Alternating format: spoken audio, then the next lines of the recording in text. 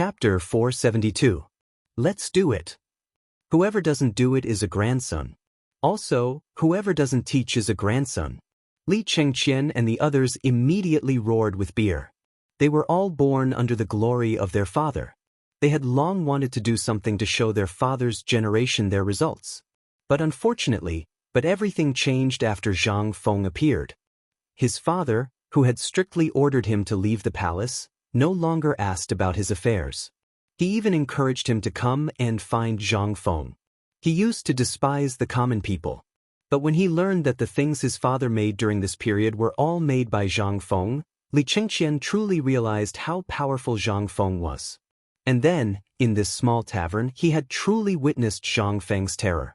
While chatting, Zhang Feng had managed to toy with the surrounding countries that had been troubling the great Tang.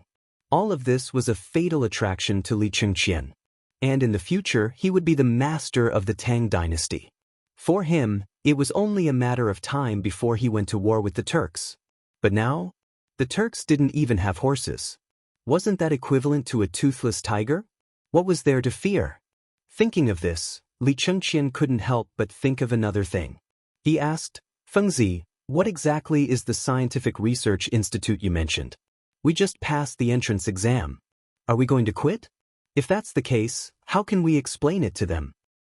"Who says you can't explain it to them? Let me tell you, hurry up and do this. Within 3 days, recruit 30 students for me.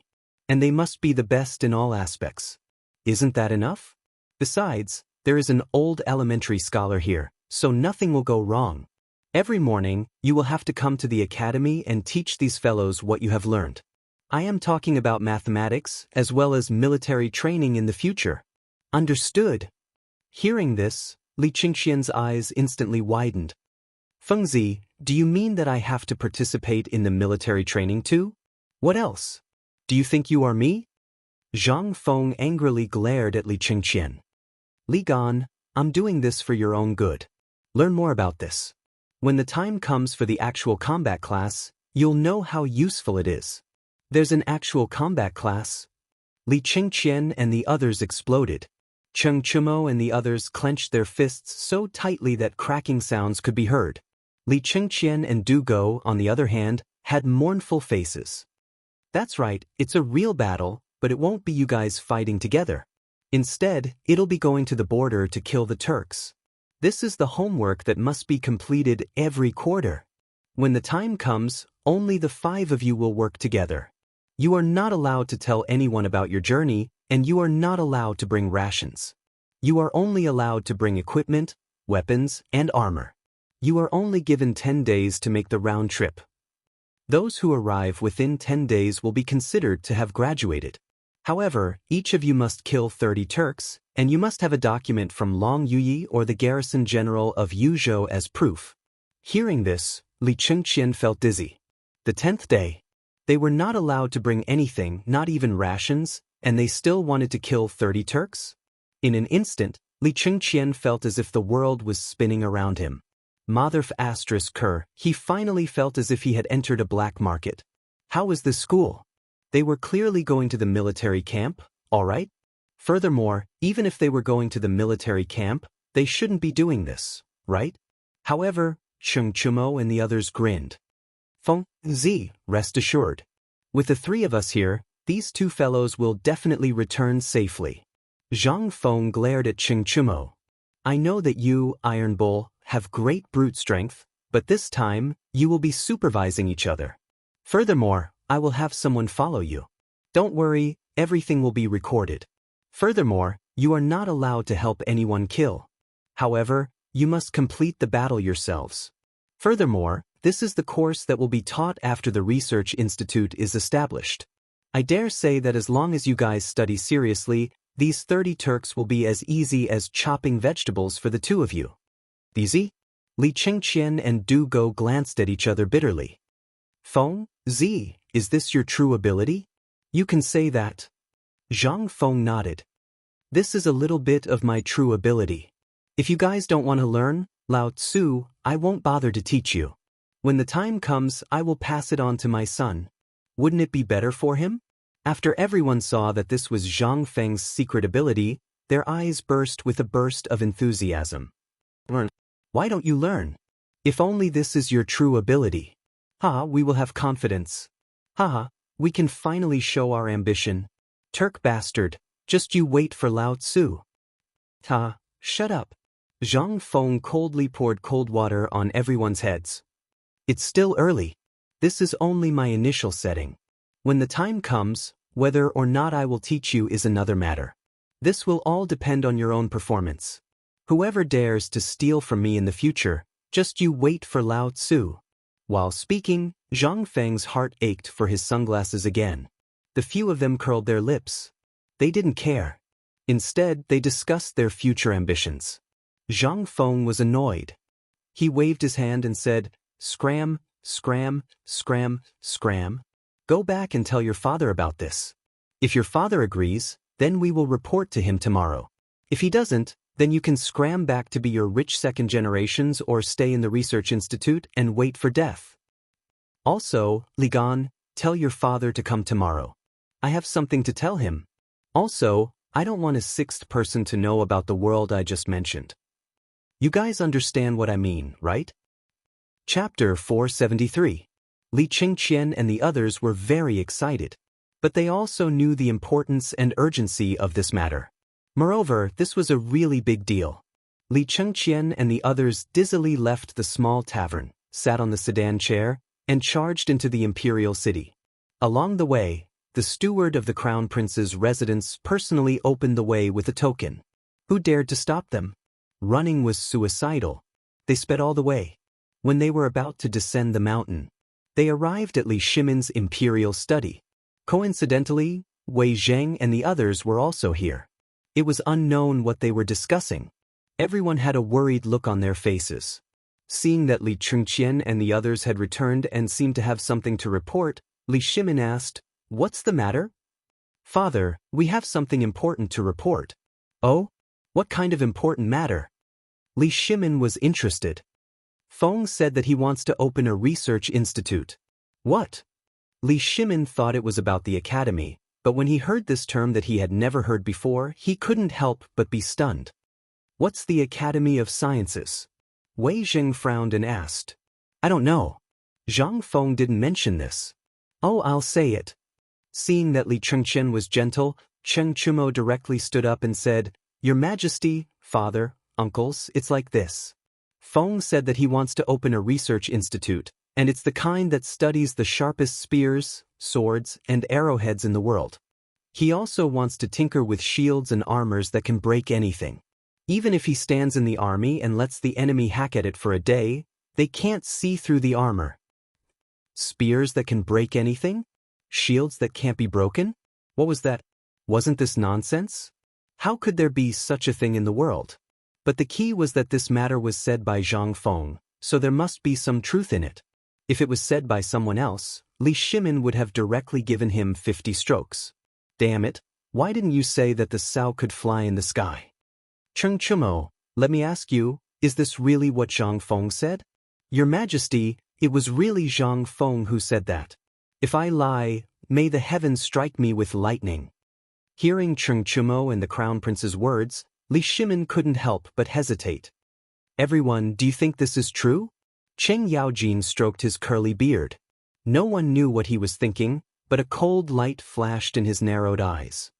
Your Majesty, if this is true, then wouldn't the current situation be easily resolved? Zhang Sun Wuji stood up to remind him. Li Shimin understood. He waved his hand and said, "You can leave first. We'll talk about it later." Li Chengqian cupped his fists and said, "Father, Fengzi asked you to find him tomorrow. He said that he has something to tell you. Besides, he wants me to recruit 30 students by tomorrow." When the time comes, Li Chengqian gave a brief account of what had happened before he left the imperial study. "Everyone, this matter seems to be exactly what we want. Aren't all of the officials complaining that Zhang Feng isn't qualified to teach the Crown Prince? If the Crown Prince were to become the teacher of these people, would these people shut their mouths?" At this moment, Li Shimin was facing a difficult problem. During the morning court session, all of the civil and military officials were basically impeaching Zhang Feng. They said that Zhang Feng wasn't qualified to be the crown prince's teacher, especially the imperial college. But now, if the crown prince were to teach these people personally, wouldn't they be able to shut their mouths? The crown prince would teach them personally, and there would be a great Confucian scholar, who was also a former official and an old scholar at the same level as Yu Shernan and the others. Who would dare to say anything? Moreover, this old scholar was really capable. He could persuade all the great Confucian scholars in Chang and city in just one day. What did this mean? Although he hadn't appeared in front of the public for several years, now that he appeared in this newly opened academy, it was also a kind of guarantee. When the time came, if Yu Shernan and the others also entered the academy, then, in addition with Zhang Feng's means and the things he taught the crown prince and the others, if the crown prince and the others taught these students personally, then Li Shimin didn't dare to think about it. When the time came, it would probably become the top academy in the Tang dynasty. It wouldn't be an exaggeration. Your Majesty, we think that if the crown prince becomes the teacher of the academy, wouldn't it be better if the crown prince's children enter the academy? Fang Xuanling's words. In an instant, Li Shimin's eyes lit up. Fang Xianling, I agree with your words. Come, send an order to Cheng Chumo, Zhangsen, Chong Wei Shuyu and Yuchi Baolin and Yuchi Baochi. By tonight, no matter what method they use, they have to gather 30 people. Sometimes, these people really needed Cheng Chumo and his group of stubborn people to deal with. When Li Shimin thought of the scene tonight, he laughed and said, Dear officials, let's wait for a good show tonight. Ha! Yes, Your Majesty. Chapter 474. The sky turned dark, but the lights of Chang and city were completely lit up. And when the lights were just lit up, it was also the time when the stubborn people of Chang and city went out for activities. Cheng Tiniu, the 4 demon kings, had disappeared, and they had obediently entered the academy to be obedient students. This was undoubtedly a joyous occasion for Chang and city. Now, all the stubborn people had arrogantly gathered at Swallow Descent restaurant. It seemed that a certain stubborn person had directly booked the entire Swallow Descent restaurant. Although Jingshu was no longer at Swallow Descent restaurant, this still couldn't stop their excitement. After all, tonight was the day when the new 4 demon kings would be selected. The door of Swallow Descent restaurant had long been closed. Unless you were a familiar or a young person, no one was allowed to enter. The 30 burly men at the door were like door gods. Who dared to force their way in? Come. Let's see if your legs are sturdy or not. Inside Swallow Descent restaurant. At this moment, it was in an uproar. Large amounts of copper coins were thrown down from the upper floor as if they were free. And as the son of Zhao Yugui, the supervisor of Imperial College, Zhao Gang could be considered to be in the limelight today. At this moment, he was standing in the attic on the 2nd floor, waving a folding fan and hugging Hu Ji in his arms. He couldn't help but laugh as he looked at the singers and servants fighting for the copper coins below. Where is the brothel keeper? Today, bring the most expensive wine and the most beautiful girls to this young master. Tonight, the entire place is on me. All right. Young Master Zhao, you're so generous. Girls, are you all deaf? Why aren't you thanking young Master Zhao? Thank you, young Master Zhao. Surnamed Zhao, when Tiniu and the others aren't here, why do you, a monkey, dare to call yourself a king? At this moment, a gloomy voice sounded from the door. Instantly, all the clamor in Swallow Descent restaurant stopped. A youth with a gloomy appearance and a tuft of hair on his forehead was lazily looking at Zhao Gang on the 2nd floor. When Zhao Gang saw the person, he couldn't help but grin. I was wondering who it was. Isn't this that person? Right? The son of the previous imperial astronomer, Go Baoming, who was killed by the Emperor Emeritus. Why didn't I see you come out when Iron Bull and the others were here? Now that Iron Bull and the others have left, you can't sit still anymore? Let me think, how long have you been holding it in? How long has it been since you slept with a girl? Under Go Zhangming's cold gaze, Zhao Gang said with an exaggerated expression, Oh, I remember now, it's been 2 months. No wonder you're here today. Men, pick 2 girls that I've used and reward them to young Master Go. Zhao Gang emphasized on the word cowardly and deliberately delayed it. Instantly, All the children of the officials on the second floor burst into laughter. Ah, mother asterisk cur. Men, I'll also give young Master Go a girl. Madam, go find a Huji. How dare you? Zhao Gang, are you courting death? Go Zhongming was furious.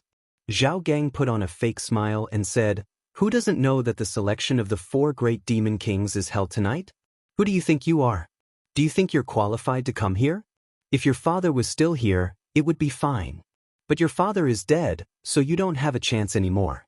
If it were me, I would have King found a place and hid far away. Do you still dare to stay in Chang'an City? Zhang Gang, you're going too far. You know, even if my father is gone, we're still grasshoppers on the same rope. If you dare, bang. At this moment, the door of Swallow Descent restaurant was suddenly kicked open by someone. The loud noise instantly made the Madam and Zhang Gang's subordinates angry. Who has the guts to barge into Swallow Descent restaurant? Men, break his legs and throw him out of Chang'an City. Yo, Zhao Gang, mother asterisk cur, I haven't seen you for a few days and you're really a monkey calling himself a king? A mocking voice slowly sounded at the door. It was hard to tell whether it was good or bad, but everyone instinctively trembled when they heard this voice. Zhao Gang and Go Zhongming trembled. They directly fell on Hu Ji beside them. That fiend is here. Everyone recognized this voice. All the children of the officials knew this voice. At this moment, all the stubborn guards threw away the steel blades in their hands and kneeled on the ground together with the madam. Master Chen, why have you come? Chen Chumo boldly brought Zhang Sun, Wei Shuyu and Yuchi Bao Lin, who were clenching their fists and smiling playfully, into Swallow Descent restaurant. Especially Yuchi Bao Lin's iron tower-like figure, as well as his previous brutal methods. When people heard his name, they couldn't help but tremble. Grandpa Yuchi, Grandpa Wei, Grandpa Sun, why have you all come? Zhao Gang and Go Zhongming wanted to cry. For these killing gods to appear at the same time, it was definitely not a good thing. This was impossible. Cheng Yaojin looked at Go Zhongming, who was squatting at his feet and holding his head. He said with disdain, trash like you dare to call yourselves the stubborn people of Chang'an? Moreover, the 4 great demon kings? Why don't you all take a piss and look at yourselves in the mirror? Originally, this master had spared no effort to bring you all to a fun place, but now it seems, men, break the 3 legs of these 2 idiots and throw them to the Tenli slope. Isn't this too much? Zhang Sun frowned and reminded. They were afraid of going overboard. What are you afraid of? We're just following orders. It's not like you didn't hear what these 2 trash were doing here. If Lao Tzu finds out about this, even killing them would be a light punishment. We're doing a good deed. Chapter 475. When Cheng Chumo and the others left Swallow Descent restaurant, they couldn't help but fret. Li Quan and Li Tai, who were only 6 or 7 years old, couldn't go. How old were they?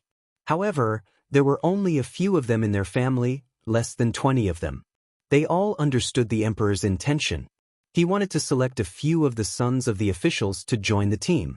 After all, they were now part of the team. If there were any benefits, they naturally had to be shared with them. Shuyu, where do you think we're going to find them? We're still short of 9. Why don't we go to their residences? Go. At most, we'll just fight our way in. We're just following orders. What's there to be afraid of? Yuchi Bao Lin's voice was filled with disdain, instantly causing the 2 of them to feel a headache. Was he still human? If they fought their way in, wouldn't they be poking a hornet's nest? Enough.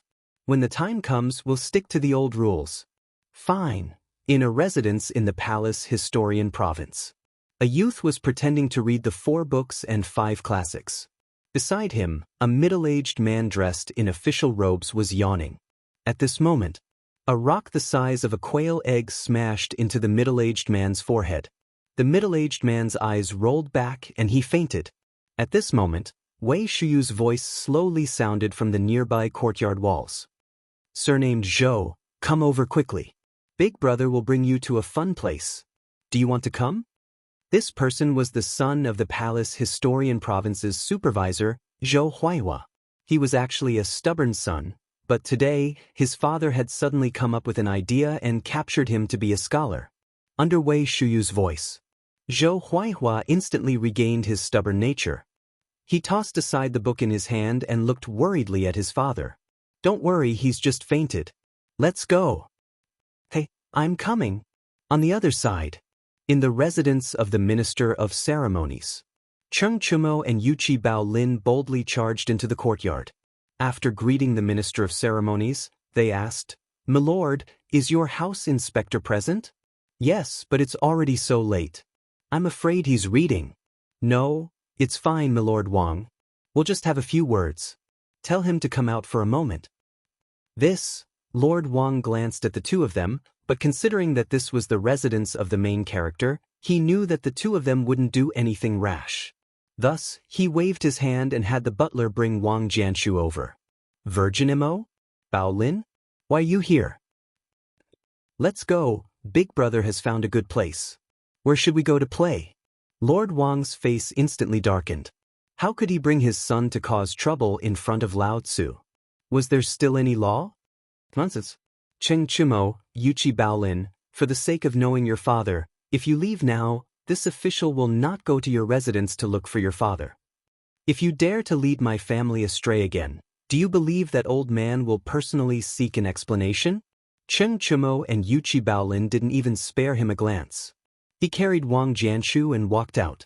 Although Wang Jianshu was still struggling, the agitation in his eyes could not be concealed at all. He was King agitated. What the CK? This was the first time someone had come to their doorstep to kidnap someone. Men block them for old man.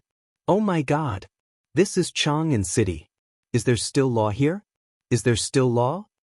Men block them. Without waiting for him to finish, Yuchi Baolin drew the Mo saber from his waist with a flick of his hand. Everyone shrank back and slipped away. "We're just following orders. You'll know tomorrow." With that, Yuchi Bao Lin left with his men in a carefree manner. Only a dumbstruck Lord Wang was left behind. Everyone in the residence was stunned. "Virginimo, Boss Bao Lin, this is King exciting. Tell me, what's our next step?" "What? Snatch people. We're still short of 8 people. I wonder how many people Yuchi Baochi, Du Go, and the Crown Prince have managed to snatch." When Inspector Wang heard that even the Crown Prince had made a move, his eyes widened. "What are we going to do?" The young man had been indoctrinated with the idea of being loyal to his country since he was young. The stories he had heard since he was young were all about his parents. When he saw the Crown Prince snatching people in Chang'an City in the middle of the night, he could not help but feel excited. However, Cheng Chumo glanced at Inspector Wang and said, "You go to the next house. You snatch people and we'll keep a lookout for you. What do you think?" When Wang Jianshu heard that, the excitement on his face turned into a look of dismay. This, if you coward. If you want to do that, you'll have to go and snatch people. Otherwise, don't say that you know us in the future. You don't deserve it." Yuchi Baolin glared at Wang Jianshu. Wang Jianshu's eyes turned bloodshot. CK, let's do it. Let's go. Tell me who's next. Lao Tzu will go and snatch people personally. If you don't hand them over, beat them to death. The next house is the son of the imperial censor, Li Gang. Kid, it's up to you now. When Wang Jianshu heard that, he was completely dumbfounded. The imperial censor, that was the Crown Prince's junior advisor. CK. How big of a gamble was this? Chapter 476. Who are you? Don't you know that this is the imperial city? Breaking into the imperial city at night is a capital offense. If you don't want to die, get lost, Lao Tzu. At midnight, in front of the Vermilion Bird Gate, cries rang out one after another. On top of the city gate tower, groups of patrolling soldiers, as well as the imperial guards in the city, had already gathered the moment these people arrived. As time passed, these people did not leave. Instead, more and more people gathered. In the end, there were more than a dozen carriages. This time, the people on the city gate tower finally realized that something was wrong. Just as the voices on the city gate tower fell, an angry voice came from downstairs. "This old man is Li Gang. I have an important matter to discuss with the emperor. Old man Wang Jianan, supervisor of the Chamberlain province. The minister of measurement requests an audience with the emperor. As the voices of people who only reported their names sounded, the people on the city gate tower finally could not sit still. What the hell was wrong with these important people? Were they collectively having a fit? Were they going to break into the imperial palace in the middle of the night? Quickly report this to the higher-ups. Quickly inform the Chamberlain province. As the orders sounded one after another, the soldiers at the imperial city gate went completely crazy. They had no idea what was going on. Were these officials collectively having a fit? Moreover, he was actually crying and sobbing? What was going on? In less than half an hour, Yi Zichen's expression changed. The imperial city gate opened. Little Gizi appeared at the city gate. He looked at the ministers and said indifferently, "The emperor has been waiting for you in the imperial study for a long time. Please." Everyone was dumbfounded. But now was not the time to ask. Finding their son was more important. After the inspection at the Vermilion Bird Bridge, everyone followed little Gizi to the imperial study in a hurry.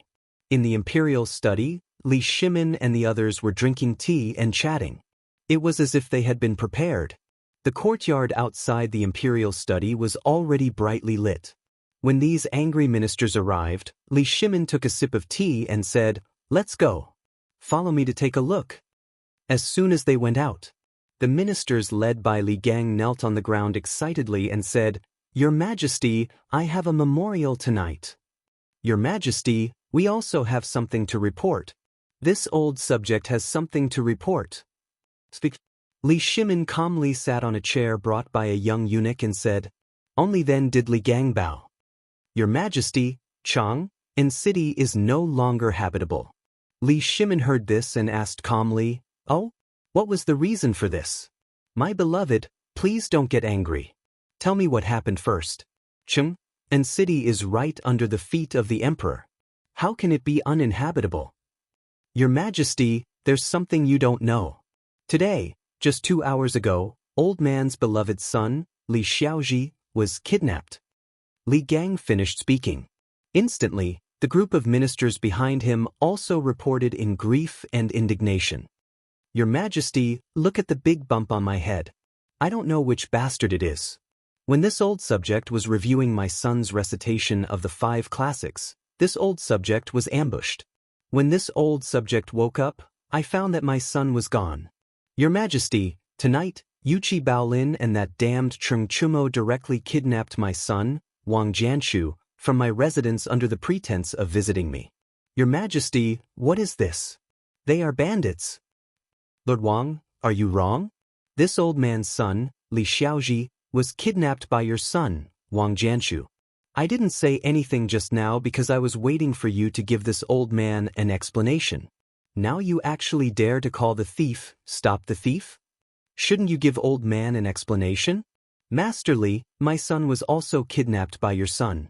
What do you mean by that? Come on, don't think that you can be lawless just because you are the master of the crown prince. If you don't return my son today, do you believe that old man won't be friends with you today? My poor son. What an honest person. Old man, how honest do you think your son is? Who here doesn't know that your son isn't a good person? He's not even 19 years old, but he already has 13 concubines. What are you thinking? My son was clearly taken away by your son with a knife to his neck. Return my son to me. Your Majesty, you have to uphold justice for me. My son wouldn't do such a thing." The more the officials spoke, the more indignant they became. They basically included Cheng Chumo, Zhang Sun, Chong Wei Shuyu, and the others. However, every official whose son was kidnapped discovered that one moment their son was kidnapped, the next moment, they would kidnap someone else's son. What was going on? None of the ministers understood what was going on. As they spoke, Li Shimin and the others' expressions became more and more strange. In the end, Li Shimin couldn't hold it in any longer. "Ha, these little bastards, I clearly asked them to invite people. How did this happen? Cheng Chumo, you have to discipline them when you go back tonight." "Yes, we understand." "Understand my ass. Who here didn't know the details of their sons? Each one was more stubborn than the other. Those who could be taken away were the best among the stubborn. How many people would take away those who weren't qualified? At this time, Li Shimin said, "You can rest assured for the time being. Your sons are probably excited now. You all know about the academy that appeared in Changzhen, right? From tomorrow onwards, they will all receive compulsory education there. We are all so old. In the future, they will all be the successors of the Tang dynasty. I don't want to see them neglected like this, so I have decided that the Crown Prince will personally be the teacher tomorrow. What do you think?" This. Chapter 477. The ministers were stunned. They all knew about the academy. They also knew some inside stories. How many people dared to open an academy in Chang? Even if you are a famous Confucian scholar, it is impossible for you to open an academy in Chang and under the nose of the emperor.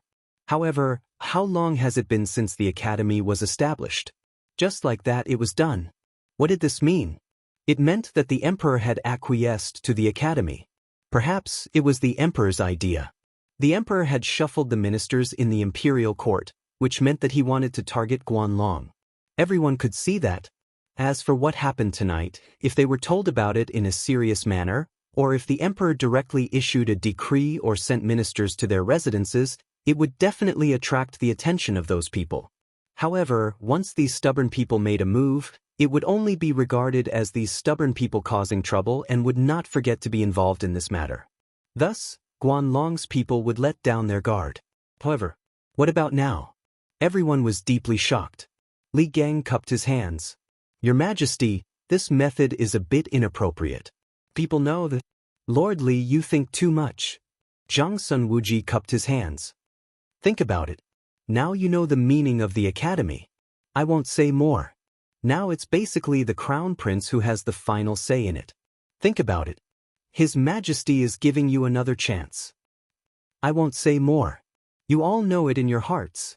Furthermore, this academy is now known to the public as a place for the Crown Prince and the others to gain experience. Think about it, this is the greatest deception. As for what your sons are like, this old man won't say much. We all know." Zhang Sun Wuji's words made them ponder. In an instant, they couldn't help but think of the guy named Zhang Feng. Was this person just a person cultivated by the emperor and the crown prince? A talent? Otherwise, why would she be willing to open an academy for him? Where did this kid come from? But no matter what, they knew very well what their son was like. As for this school named Chang and University, those strange rules that were mentioned when it was opened, could they really change their son? What were they struggling in the imperial court for? Not only was he doing this for the sake of improving himself, but he was also doing this for his son. If his son could be influenced by the crown prince, he would be able to get rid of his ruffian tendencies and learn some things. That would be great. Take Li Xiaoji, the son of Li Gang, as an example. Although he was the crown prince's junior tutor, what about now? His son, on the other hand, was a complete bastard. He didn't study hard all day long and only thought about fooling around outside. But if you put this group of bastards together, Li Gang suddenly thought of something terrifying. It was like a basket of rotten eggs. If they were separated, they would be unbearably smelly. But what if they were put together? There should be 1 or 2 golden phoenixes among them, right? Li Gang couldn't help but look at the crowd, then at the emperor. The depression in his heart was swept away.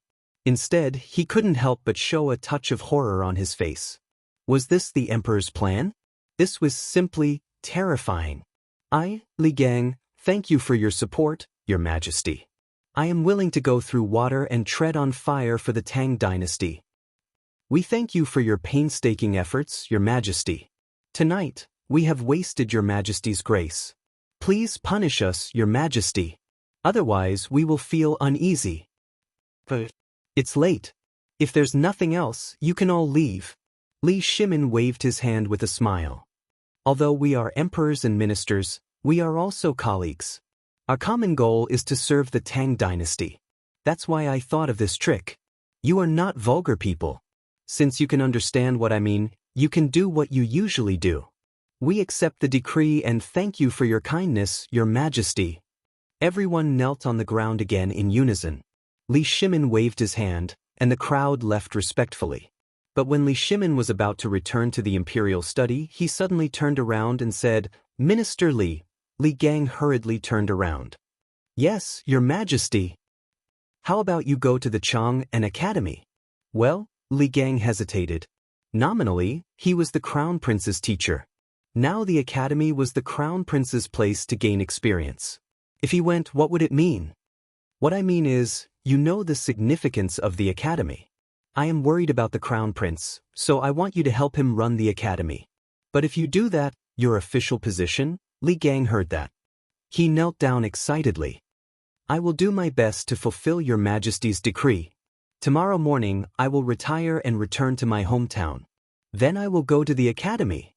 "Well, but I promise you that your salary will still be the same as before. I will also reward you with 3,000 dawn of rice, 3,000 strings of coins, and a real estate in Chang and East City. How about that?" What could Li Gang say? That was tantamount to hiding his identity in the dark. He didn't know how many years he could be an official now. Once he retired, his salary would be pitiful. But now, the emperor promised that not only could he leave this quagmire with dignity, but his salary would also remain unchanged. Perhaps when the academy was established, he could even return to the imperial court. That was a favor. Thinking of that, Li Gang knelt down excitedly. "Thank you for your kindness." Chapter 478. Compared with this idle job, where he could be careful in the mud at any time, Li Gang was more willing to choose this carefree job, where he only needed to teach students all day long. This was what a great Confucian scholar liked to do most. Drinking tea, reading books, studying things, and giving guidance to students when he had nothing to do. What was this? This was what a great Confucian scholar dreamed of most. After staying away from disputes, he could study knowledge quietly. At that time, he might be able to leave something that could make the protagonist go down in history in his lifetime. Li Gang was very excited. Although he was 82 years old at this time, as soon as he got home, he waved his hand and asked the servant to invite the barbecue seller on the street to barbecue for him at night. While drinking beer and eating barbecue, Li Gang laughed like a child. His abnormal behavior instantly frightened everyone in the mansion. Li Gang was so poor when he was a child that he didn't marry his current wife until he was 52 years old. Then he had a son when he was 69 years old. Therefore, the whole family and the people in the mansion doted on Li Xiaoji even more. But this was not the case. It was the case that he had a son when he was old. Thinking of the past and everything that happened tonight, Li Gang always felt that it was so unreal.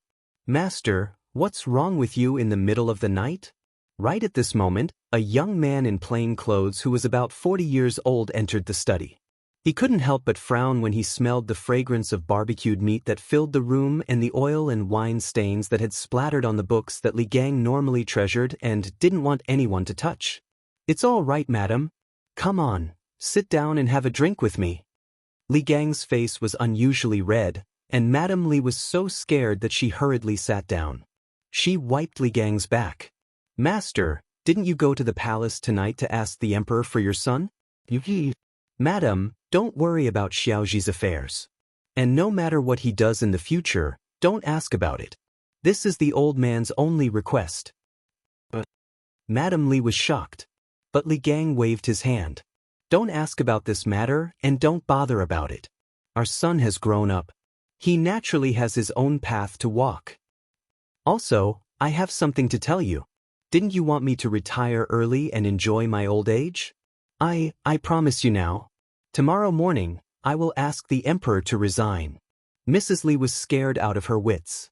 She hurriedly touched Li Gang's forehead. After confirming that he was fine, she became even more panicked. In the past, when he was asked to resign, he would always fly into a rage. He was even more strict with his son. But what was going on today? Not only did he want to resign, but he also wanted her to stop taking care of her son. Why was he so happy? What exactly happened in the palace tonight? Li Shi could not understand. Everyone in the Li residence was confused. Not only them. Tonight, as long as it was an official in the palace, it would be hard for them to sleep. It wasn't until the gong sounded that everyone slowly got up and drank a bowl of bone-strengthening powder. In an instant, they were alive and kicking as they headed towards the palace. In the political announcement hall.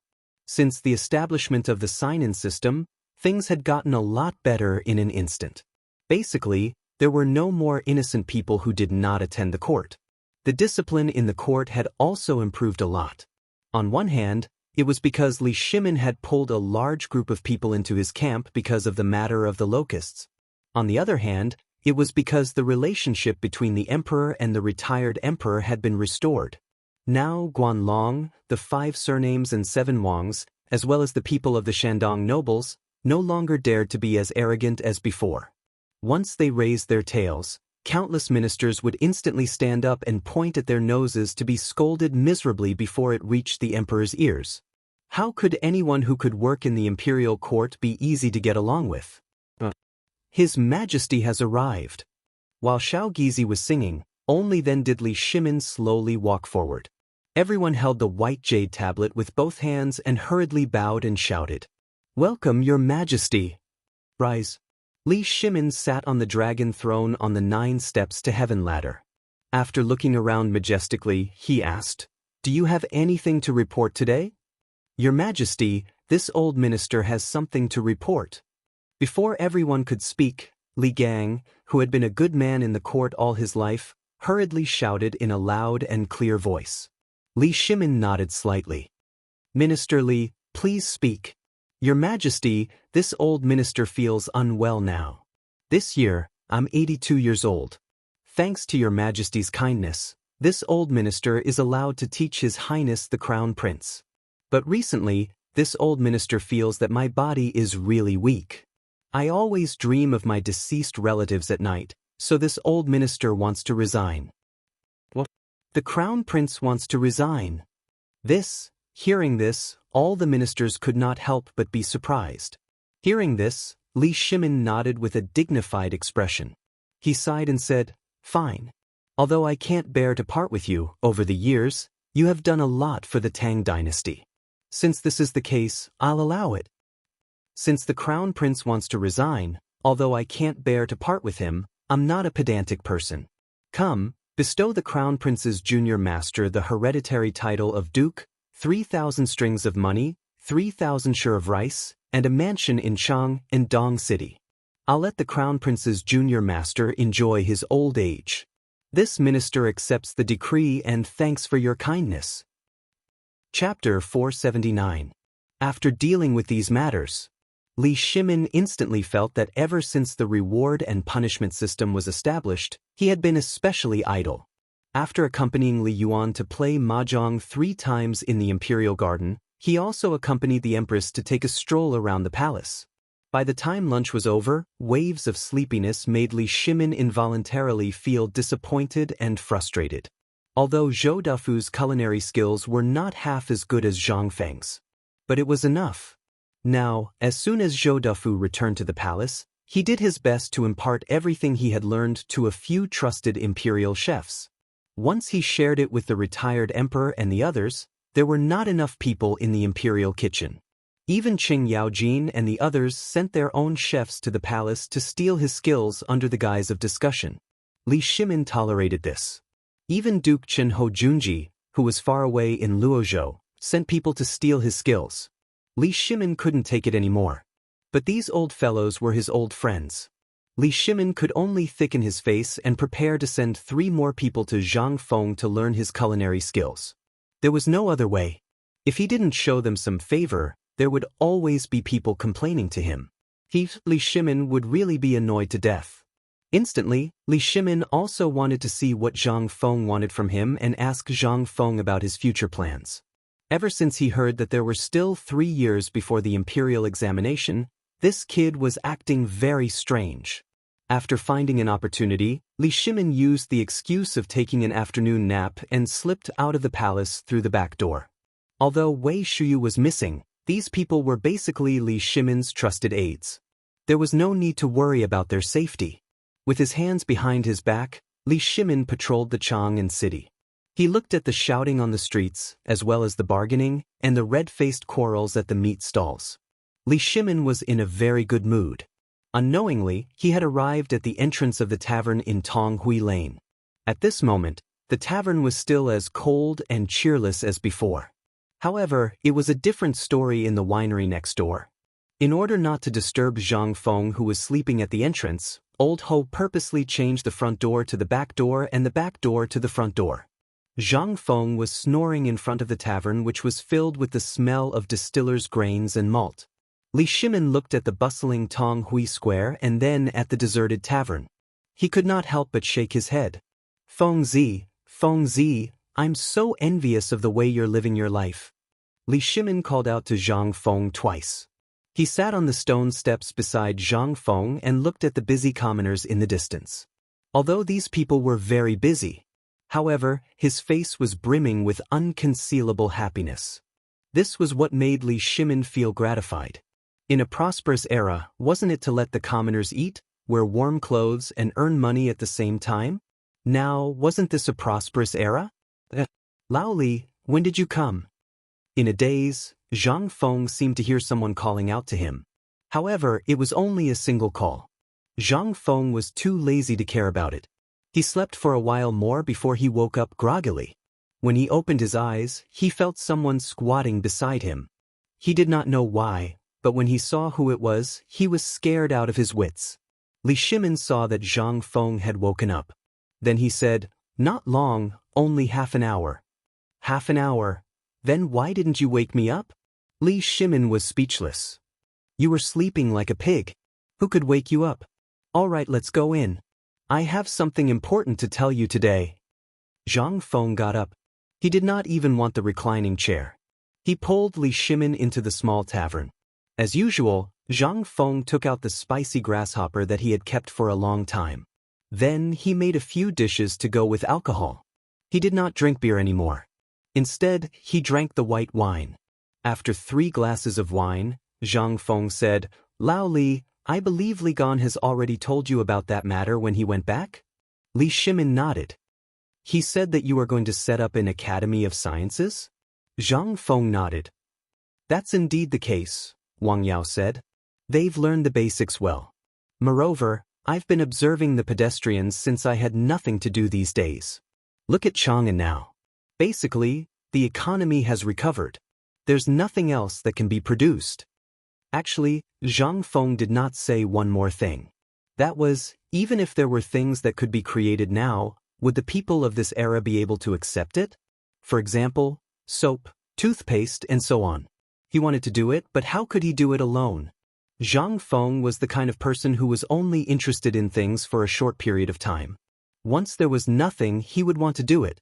But once there was something, he would be too lazy to do it. Just like the winery and the academy. He had done it. But the tedious trifles and the things that required him to get up before dawn to do it. Could he get up? If he could get up, he would not be Zhang Feng.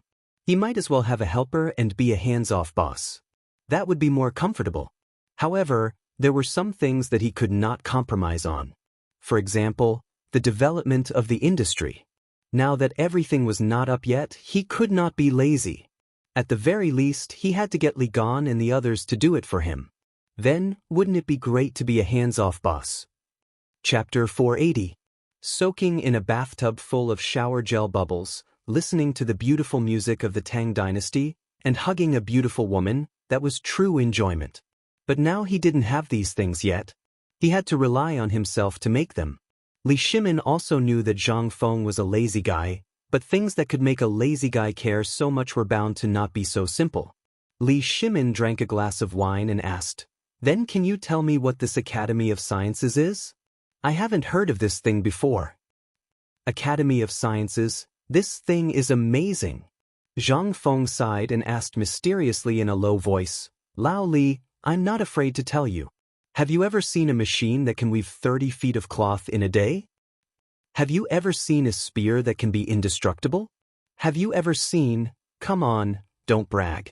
Just tell me, what is this thing? Tell me honestly, is this thing your real ability?" Li Shimin had wanted to ask for a long time. This thing, he had never heard of it. An indestructible spear. How could it be? Only after figuring out whether this was Zhang Feng's real ability could Li Shimin determine what this thing was. Zhang Feng nodded. If it wasn't my real ability, would I be able to do it like this? Then what you said is somewhat suspicious of bragging. Who doesn't know that weaving, a person can only weave 30 feet of cloth at most if they are exhausted to death? This machine of yours, can it be compared to more than 10 people? Zhang Feng smiled mysteriously. What is this? Let me tell you, this weaving machine can not only do this, but it also doesn't need people to operate it. Do you believe it? Get lost. Didn't I say you were just fucking bragging? How could Li Shimin believe it? But even if he believed it, with his understanding of Zhang Feng, the more excited he was, the more this guy would brag. So Li Shimin thought that this guy couldn't be agitated. Once he was agitated, everything would be revealed. It's not. Seeing that Li Shimin didn't believe him, Zhang Feng's eyes turned red. F***, Lao Li, you don't believe me? Come. Today, I am going to give you a lesson. Let's talk about this textile machine. I have a way to use a windmill or a water wheel to connect these things. According to the data, a water wheel can connect at least 30 looms and let them operate at the same time. Moreover, one of them does not need a single person. Do you believe me? If that's the case, wouldn't this textile be the best-selling product of the Tang dynasty all over the world? Once you increase the production, won't you be able to make double the money? What is this? Not only will this not cause workers to lose their jobs, but it will also create more job opportunities. This is an opportunity to do good deeds. Once I do this, the emperor might come to see me in person. Keep bragging. Although Li Shimin was stubborn this time, he didn't have any confidence in what he said. He was deeply shocked by Zhang Feng's description. If this was really done, then, at that time, the Tang dynasty's trade was bound to rise to a new level. Zhang Feng wasn't happy. Old Li, I'm not bragging. This is my true ability. Do you think that I, Zhang Feng, am only good at cooking? Do you really think that I, Zhang Feng, am good at national policy? You're wrong. That's just a drizzle. Do you know that? This is real ability. Previously, national policy wasn't easy to show. Let me tell you, Lao Li, listen carefully. This is the real thing. This is called national destiny. Once this research institute is done, I'll tell you. Zhang Feng pretended to look outside the door mysteriously, closed the door, and whispered in Li Shimin's ear, "What is this?" This is the good thing I told Li Gan before. It's something from the extraordinary scripture. I can't tell you the extraordinary scripture, and you won't understand it even if I tell you. I can only do it and use it. Is this true? Li Shimin was finally shocked. Extraordinary scripture. When he heard the words extraordinary scripture, he didn't have any worries at all. If you were talking about science, he really wouldn't understand. But when you were talking about extraordinary scripture, he understood. Seeing Li Shimin's reaction, Zhang Feng patted Li Shimin's shoulder and said, "Have you ever seen me, Zhang Feng, say anything unreliable?" "That's true," Li Shimin nodded. "Then tell me, what are you going to do?" "Nothing. I'm going to buy a piece of land and get Li Gan and the others out. That place isn't suitable for them. What I'm going to do is very complicated. So, they can only go to the institute for 2 hours a day to teach them some of the basic things I taught them. Most of the time, they'll be doing research at my new place. Just tell me, which piece of land do you have in mind? I have some land outside Chang'an City. You said you want a few dozen acres. I'll ask my butler to bring you the deeds tomorrow." No. Lao Li, you're mistaken. I don't want a few dozen acres. Li Shimin was stunned. How many acres do you want? Can you get it in Chang'an City? No, I'm talking about 50,000 acres. Chapter 481. Li Shimin was dumbfounded. This time, he was completely dumbfounded. He originally thought that the Academy of Sciences might be bigger than the Academy of Sciences, but there were only a few of them. At most, he would give him a piece of land outside Chang'an City. However, he never expected that Zhang Feng would ask for 50,000 mu of land as soon as he opened his mouth. What was he doing? Are they going to build a fucking city? Why would Li Shimin be so dumbfounded? Anyone would think so. How big was Chang'an City? The moment Zhang Feng opened his mouth, he asked for 50,000 mu of land. Who wouldn't think that he was wrong? Brother Zhang Feng, tell me, how much do you want? 50,000 mu of land. And this is the area planned in the early stage. When the time comes, 50,000 mu of land will not be enough. Are you sure it's 50,000 mu of land? Not 5 mu of land? Zhang Feng glanced at Li Shimin and pointed to his nose. Lao Li, who do you think I am? I'm Zhang Feng. I'm Zhang Feng. I also want 5 mu of land. Do you think I need to borrow money from you? If it's 5 mu of land, I can buy it with my own money. Do you think I want 5 mu of land? But you don't need to ask for 50,000 mu of land. Li Shimin had a toothache. If it were a few dozen or 100 mu of land, he could make the decision to give it away. But 50,000 mu? What the hell? Do you have a preferred location? Yes, it's the Shao Mountain outside Chang, and near the eastern foot of Zhongnan Mountain. Are you sure? Li Shimin couldn't believe that Zhang Feng wanted to move the new research institute to such a far place. In this way, if something happened there, wouldn't he be unable to take care of it? Fengzi, why don't you choose a place closer to Chang? There's nothing there, just a wasteland. Why did you choose there? Wasteland? Zhang Feng smiled. He had watched the White Deer Plains novels and dramas more than 10 times. That place was a military stronghold. More importantly, those who did research had to stay away from the hustle and bustle.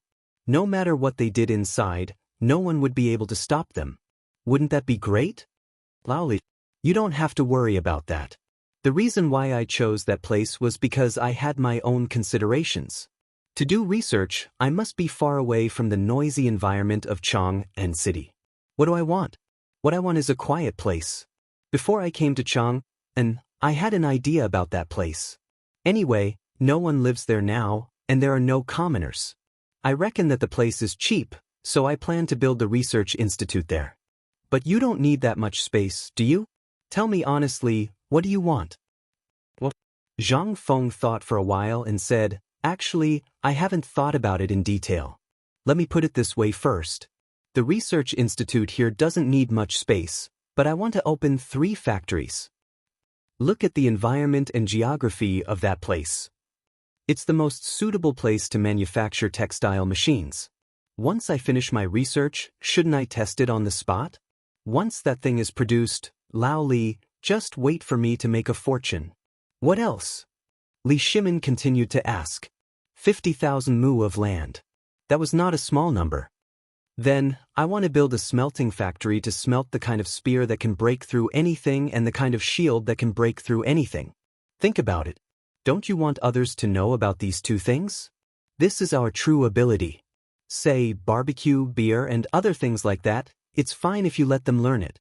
But if you spread it out, it'll cause chaos in the world. Li Shimin also knew that whether it was the spear or the shield, once the weaving machine was spread, the consequences would be unimaginable. Li Shimin couldn't help but be excited. There's another factory. What are you going to do? Didn't I tell you about the other one before? Isn't it that iron car? Do you think I made a tricycle for fun? You're wrong. That thing is only in its preliminary form. Okay, don't pretend. I already know. You said you want to make a chariot, right? Zhang Feng saw that he couldn't pretend anymore and touched his nose. You've already started that factory, so I definitely won't do it. What I want to do now is the wheel. You also know that it's not difficult at all. The difficulty lies in the material of the wheel. That material is also called rubber, and it's produced near Nanzhao. It's extremely precious, so I have to research something to replace it once he makes it. Zhang Feng paused and asked again in a low voice, have you seen a car that doesn't need a horse and can travel 1,000 miles in a day? And a ship that can travel 1,000 miles in a day? I didn't want to say these things. Otherwise, you would say that I'm bragging. But now I have no choice. Okay, I won't pretend anymore. I'll tell you. I'm a genius. How about it? Lao Li, think about my Academy of Science. What do you think? Isn't it awesome? Chapter 482. What could Li Shimin say? Now he finally understood one thing from Zhang Feng's words. This guy really wanted to make it big this time. As for the thing that could travel thousands of miles in a day and did not require a horse, he was really looking forward to it. Li Shimin could not help but take a deep breath and ask, Fengzi, are you sure these things are really your real ability? Do you think I would lie to you, Laoli? In the Great Tang, other than the few of you, I really don't care about anyone else. You are my brothers, and when have I not been open to my brothers? Li Shimin was a little flustered. But when he thought of the things that Zhang Feng described, he could not help but be a little excited. This time he was really moved. These things would be his in the future, and he could not take them away. Moreover, they were things that could really change the Tang dynasty in the future. Now, basically everything that could be developed in the Tang dynasty had been developed. Foreign trade, as well as commercial routes, all of them had fixed routes that belonged to him, and so on. The people were also really rich because of these things. Once these things, especially the textile machine, were implemented, if everyone had one, wouldn't everyone be able to lie down and make money like Zhang Feng? If this was not a golden age, what was it? At that time, would the people of the Tang dynasty starve? In the military, once there were chariots and the spears and shields that Zhang Feng said, who would dare to provoke the Tang dynasty? At that time, it would not be others who provoked the Tang dynasty. It would be others who would be afraid of the strength of the Tang dynasty. Outside, there would be the best equipment. Inside, there were so many things to develop the economy. Li Shimin felt his blood boil just thinking about it. Fengzi, just tell me how much you want. I Lao Li will take care of it. Isn't it just 50,000 mu of land? Thanks to you, I Lao Li have a lot of money. Just tell me how much you want. Li Shimin patted Zhang Feng's shoulder and suppressed the excitement in his heart. Zhang Feng couldn't help but look at Li Shimin in surprise. Why do I suddenly realize that, old Li, you really deserve to be called a businessman? You are so damn cunning. Alright, since you've already said it, then let's not be coy. You'll pay for it, but I'll take care of the purchase of the land. Otherwise, I'll be the one moving my mouth while you run your legs. That won't make sense. This time, this matter is too important. I don't dare to make any mistakes, so, alright, since you want to do it, go ahead. Li Shimin thought about it and finally agreed. This matter was not complicated. Zhang Feng was now a little famous in Chang'an City. If he came forward, he could also show his face in Chang'an City. After the two of them discussed some details again, Li Shimin said, Fengzi, I have something to tell you. What's the matter? I want 3 more cooks in my family to learn from you. Zhang Feng stared at Li Shimin in horror. Brother, what's wrong with you? Is your family running a restaurant? Didn't you teach one of them? Why are you starting again? Do you really think I'm a free cook? No, I mean that Zhou Dafu was taken away by my father. Now, old Chen and old Sun's wives are pestering my wife all day, wanting to learn this thing. I have no choice. Alright. Look at you, do you think I have time now? It's okay. You do your thing. When the time comes, I'll ask them to take care of the tavern for you. You can teach them when you have time. This matter is not urgent. Alas, Zhang Feng sighed. Alright, since you are so embarrassed, let the 3 of them come. After all, we are brothers. Seeing that Zhang Feng finally agreed, Li Shimin left with satisfaction. Zhang Feng stretched. The dizziness made him sleepy again.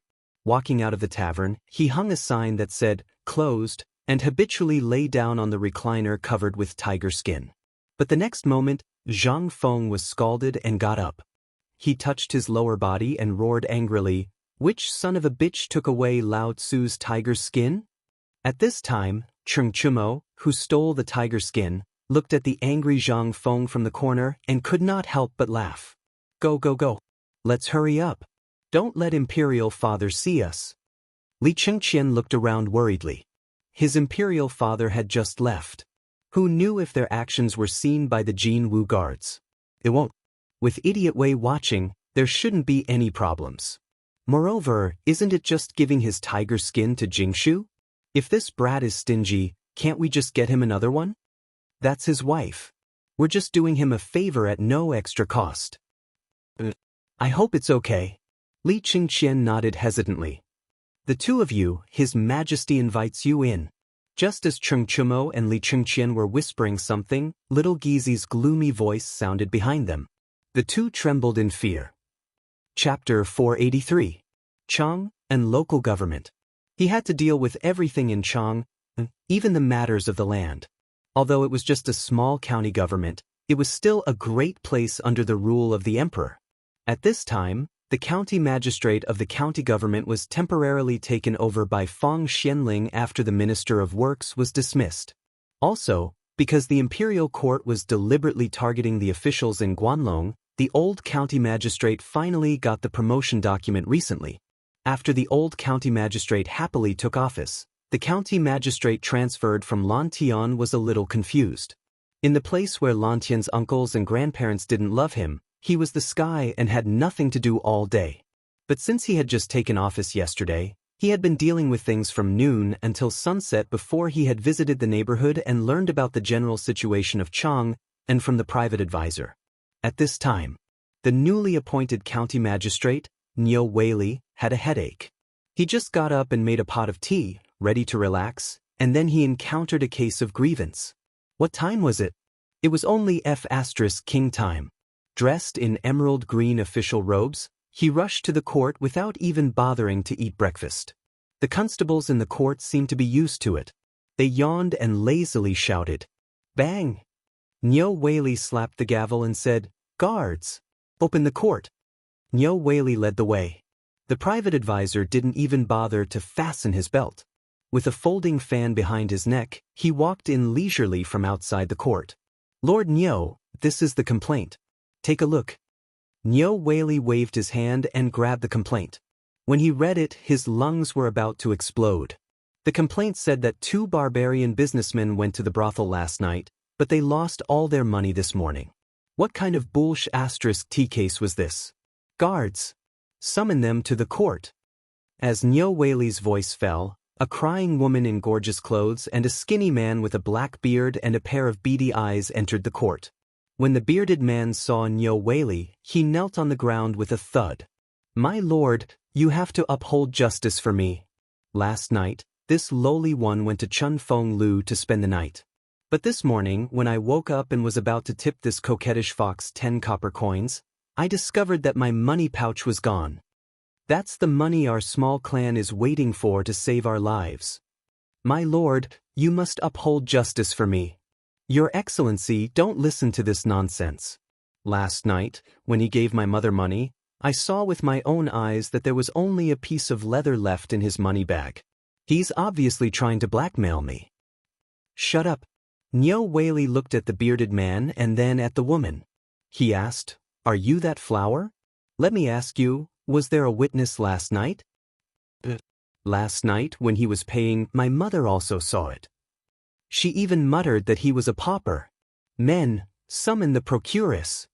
After a short while, a middle-aged woman who looked old but still had some charm walked into the hall with graceful steps. When he saw Niu Weili, he bowed respectfully. "Madam Sun Lucia greets your Excellency." Niu Weili frowned and asked, "Let me ask you, did you see that there was no money in this person's money pouch last night?" "Your Excellency, this servant can testify to this matter. This servant has been in this business for many years. Although this money pouch is separated by cloth, I can still see how much money is in this money pouch." "Nonsense. Your Excellency, these two people are speaking irresponsibly. Yesterday, this lowly one clearly sold 30 caddies of mink fur from the rice shop in Shi City. Look, this is the receipt that the old shopkeeper of the rice shop gave me. There's also the time. After receiving the money, I saw that it was already late, so I went to this unscrupulous shop. Please take a look." The bearded man was so agitated that his whole body was trembling. Niu Weili looked at the receipt and handprint, then waved at the advisor. "Advisor, is this the old shopkeeper's handwriting?" The advisor squinted his eyes and took a look. He picked up the paper and sniffed it. "That's right, this is indeed the old shopkeeper's handwriting. If you don't believe me, please wait. I'll go get the old shopkeeper's tax receipt this year. You'll know if it's real or fake once you compare it." As he spoke, the advisor really did hurry to the back room. At this moment, Niu Weili squinted his eyes and looked at the female brothel keeper and the bearded man. If you plead guilty now, this official will be lenient. If you wait until the handwriting is compared, then this won't be a simple matter. Brothel keeper, this young lady and you. This official will give you the time to drink a cup of tea to consider. Men, go and summon the old shopkeeper of the rice shop in Shi City. When Niu Weili and Su Rian were in Lantian County, they basically had nothing to do. However, this didn't affect his judgment when it came to things like trying a case. Just now, he had already seen something from the three people's gazes. You tell me, before you went to the brothel, is there anyone who can prove that you have money in your money pouch? Yes. My fellow countryman, he also stays in this brothel. He's right outside the door. My lord, can I have a word with you? The brothel keeper finally couldn't sit still. She walked up and said, My lord, I don't see your face. You must have just taken office, right? I have evidence here. My lord, please take a look. As she spoke, the brothel keeper opened her embroidered robe and placed it in front of Niu Weili. What kind of evidence was inside? It was clearly a banknote worth 10 taels of silver. Niu Weili was furious. He shook off the brothel keeper's hand and roared, Men, put this shameless brothel keeper in jail. Yes. Chapter 484. All this was seen by Zhang Feng, who was waiting at the door. He knew about Chun Feng House. It was a brothel that specialized in tricking those beards. It was notorious in Chang'an City. Ordinary people of the Tang dynasty did not dare to go there. Although Chun Feng Lu didn't talk about its own people, who would dare to go to the shadow tree's bark. Maybe they would get up early in the morning and take away the cloth in their pants. This was just an interlude. He knew that the procuress would come out at noon today. As for, needless to say, he understood. Although the case was solved, that unlucky barbarian merchant lost his 3,000 strings of coins. But just because he did not follow the rules of the Tang dynasty and went to a post house or a hotel specially designed for foreigners. Moreover, he dared to go there and report it to the government? Wasn't he courting death? After 10 beatings, the money and valuables found on the procuress' body and that flowery girl's body could be considered as his compensation. Only then did the bearded man suck in a breath of cold air and limp away. At this time, Zhang Feng poked his head into the hall. Your Excellency, I have something to do. Zhang Feng stopped Niu Weili, who was about to leave. Niu Weili frowned. If you have any grievances, you can sound the drum first and then report it to the Grand Master. No.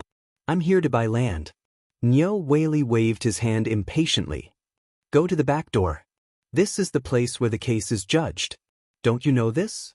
Niu Weili left while talking. Zhang Feng touched his nose and walked to the back door with his hands behind his back. Today, Zhang Feng got up at dawn because of this matter. He waited for 2 hours and thought it was his turn. He did not expect to meet someone who cut in line. That was why Zhang Feng had come here to ask about it. Although he was rejected, Zhang Feng didn't care. He wanted to see the change in Niu Weili's expression after hearing about 50,000 mu of land. When he arrived at the Yamen office, the head bookkeeper was flipping through a book at the entrance.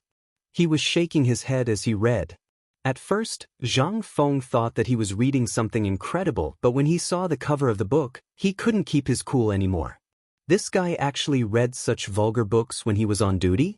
Wasn't this 2F** King awesome? However, now that he was asking for help, Zhang Feng could only pretend that he didn't see it. Sir? What is it? The registrar didn't seem to have any intention of keeping the book. He merely covered the cover of the book and asked without even lifting his eyelids. I'm here to buy land. Buy land? Which one do you like? Pointed out to the old man here. Only then did the registrar put away the book and looked at Zhang Feng. Seeing that he was dressed well, his tone became slightly better. Zhang Feng glanced at a rough map of Chang'an City and said, Well, sir, I'm not here to buy land in Chang'an City. I'm here to buy the wilderness outside Chang'an City. Wilderness? Tell me, which one do you like? Although Chang'an City is wilderness, the emperor has basically enfeoffed the dukes in the imperial court. If you want to buy it, you can go to the duke's mansion and ask. It's more practical than me. No. I like a piece of land. I've asked before and also went there to have a look. It's a wasteland, Shao Mountain in the east of Zhongnan Mountain. You mean that piece of land? It's a bit difficult. Why don't you go and ask the county magistrate? After all, the county magistrate used to be in Lantian County. That place is beyond my jurisdiction, so I can only ask the county magistrate to come. Zhang Feng was slightly stunned. Okay, then may I ask the county magistrate now? Go to the yamen. You ask me. How would you know that I'm not the county magistrate's son? Hey! Damn! Zhang Feng was instantly annoyed. He was about to argue with him, but the next moment he swallowed the second half of the sentence. This was the Tang dynasty. If he offended this person, he would not be able to buy land. He did not want to have his ass hurt. Zhang Feng touched his nose and left angrily. In the front hall, Niu Weili was still dealing with trivial matters. Zhang Feng waited for almost an hour before it was finally his turn. Niu Weili could not help but frown when he saw Zhang Feng again. Why is it you again? I already told you to go to the yamen and look for the registrar if you have any problems. No, sir, it's the registrar general who asked me to come to you. Speak. What do you want to do? Buy land. Where do you want to buy? Xishan Mountain outside Chang and City. Xishan Mountain? Niu Weili was stunned. You mean you want to buy Xishan Mountain? Yes, I want to buy Xishan Mountain. Do you know how big Xishan Mountain is? Where do you want to buy Xishan Mountain? How big is the area? 1 mu or 10 mu? This is a bit difficult. I have to report to the Ministry of Agriculture. Tell me how many mu you want first, then we'll talk about other things. Niu Weili was impatient. He wanted to get rid of Zhang Feng. He had seen idiots before, but this was the first time he met such an idiot. Although that place was in the wilderness, it was not that easy to buy it. That was a place with good feng shui. When he was in Lantian, he was thinking about that piece of land. But he did not expect to meet someone who wanted to buy that piece of land when he came to Chang. At this time, Zhang Feng also saw a touch of impatience in Niu Weili's eyes. He said slowly, I want to buy 50,000 mu. Chapter 485. How much did you say? Niu Weili stood up regardless of his image and stared at Zhang Feng. His voice changed. The tea that he had just drunk was still dripping down his beard. Your Excellency, you didn't hear wrong. It's 50,000 mu, the whole Shao Mountain. Are you sure you're not wrong? You want to buy the whole Shao Mountain? Yes, Your Excellency. How can I be wrong? Niu Weili was confused. He was in a state of confusion. He had seen rich people, but no matter how good this place was, what was the use of buying it all? What were you going to do with such a big piece of land? But this was other people's business. He couldn't care less. After thinking for a while, Niu Weili said, If you're sure, I'll give you a document now. You know the price, right? Zhang Feng didn't talk nonsense. He didn't want to talk nonsense. He took out 5 banknotes worth 10,000 taels of silver and put them in front of Niu Weili. Niu Weili raised his eyebrows. Well, since you know, I won't be long-winded. I'll give you the document now. While speaking, Niu Weili hurriedly wrote the document. The document wasn't complicated. It only contained Zhang Feng's personal information, as well as the ownership of this land, and so on.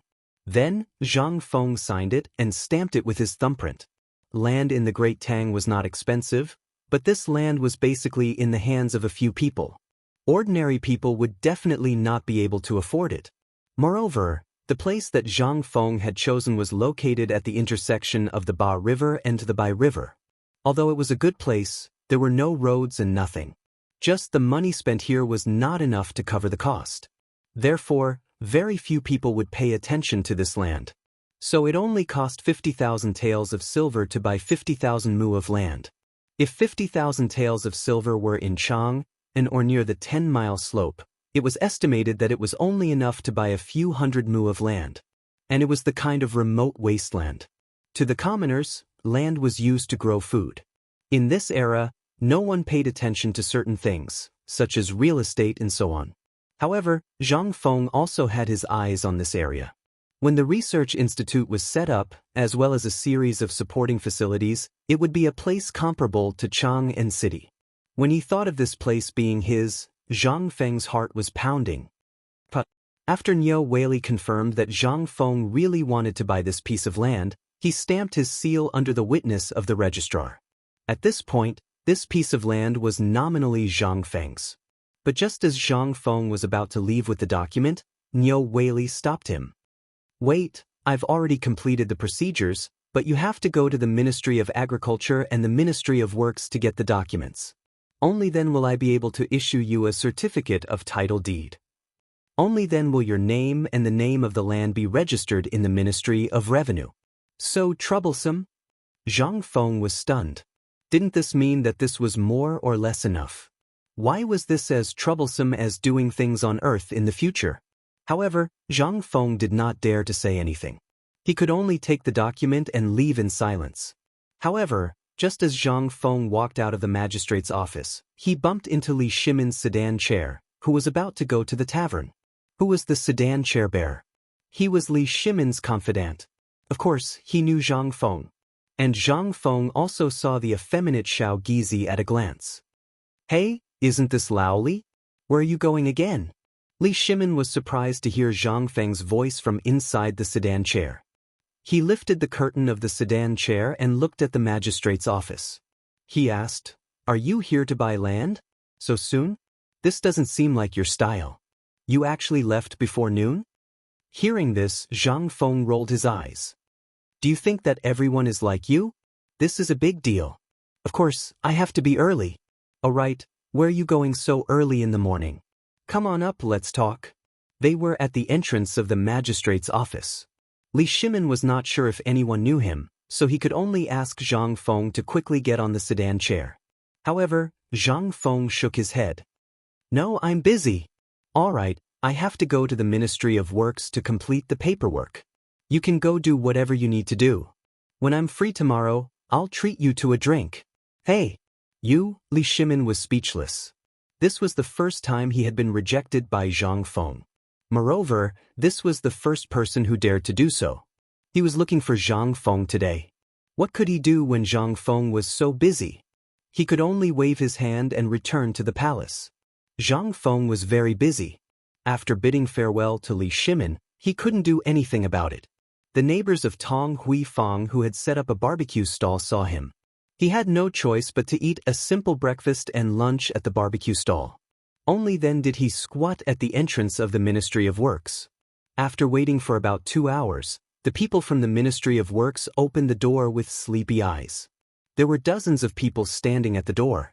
Basically, they were here to deal with some trivial matters. After another 2 hours, it was finally Zhang Feng's turn. When he handed over the documents from the magistrate's office, the person in charge looked at Zhang Feng in surprise. He muttered to a few other people from the Ministry of Works for a while. Then he said, "This is a little difficult to deal with. How about this, you go to the Ministry of Justice and report it first." Chapter 486. Zhang Feng was speechless. For the entire day, he was kicked around like a rubber ball. It was not until the sky was dark that Zhang Feng dragged his leaden legs back to the tavern. As soon as he entered the tavern, he didn't even bother to turn on the lights. He lay down on the recliner and groaned. Was he lacking in exercise? He had only walked for a day, but his legs were so king painful that they felt like they were going to break. "Feng, what have you been doing all day?" Just as Zhang Feng was about to go wash up and sleep, the old elementary scholar groped his way into the tavern in the dark with a lantern in his hand. When he saw Zhang Feng's appearance, the old elementary scholar jumped in fright. "What's wrong with you?" "Hey, didn't I buy a piece of land? I'm going through the formalities." "Oh." The old scholar did not ask much. After Zhang Feng washed up, he said, "I've been looking for you the whole day. Do you know that something happened at the academy?" "What happened?" "Today, that bastard Li Gan got more than 30 people from somewhere." Zhang Feng nodded. "I know about this. I asked them to do so." The old scholar asked in surprise, "I heard from Li Gan that you set up a research institute?" "Yes, I want to get them out." "But you can't do that to Old Man Hai. You didn't see what kind of people they were today. They are all stubborn disciples of Chang and City.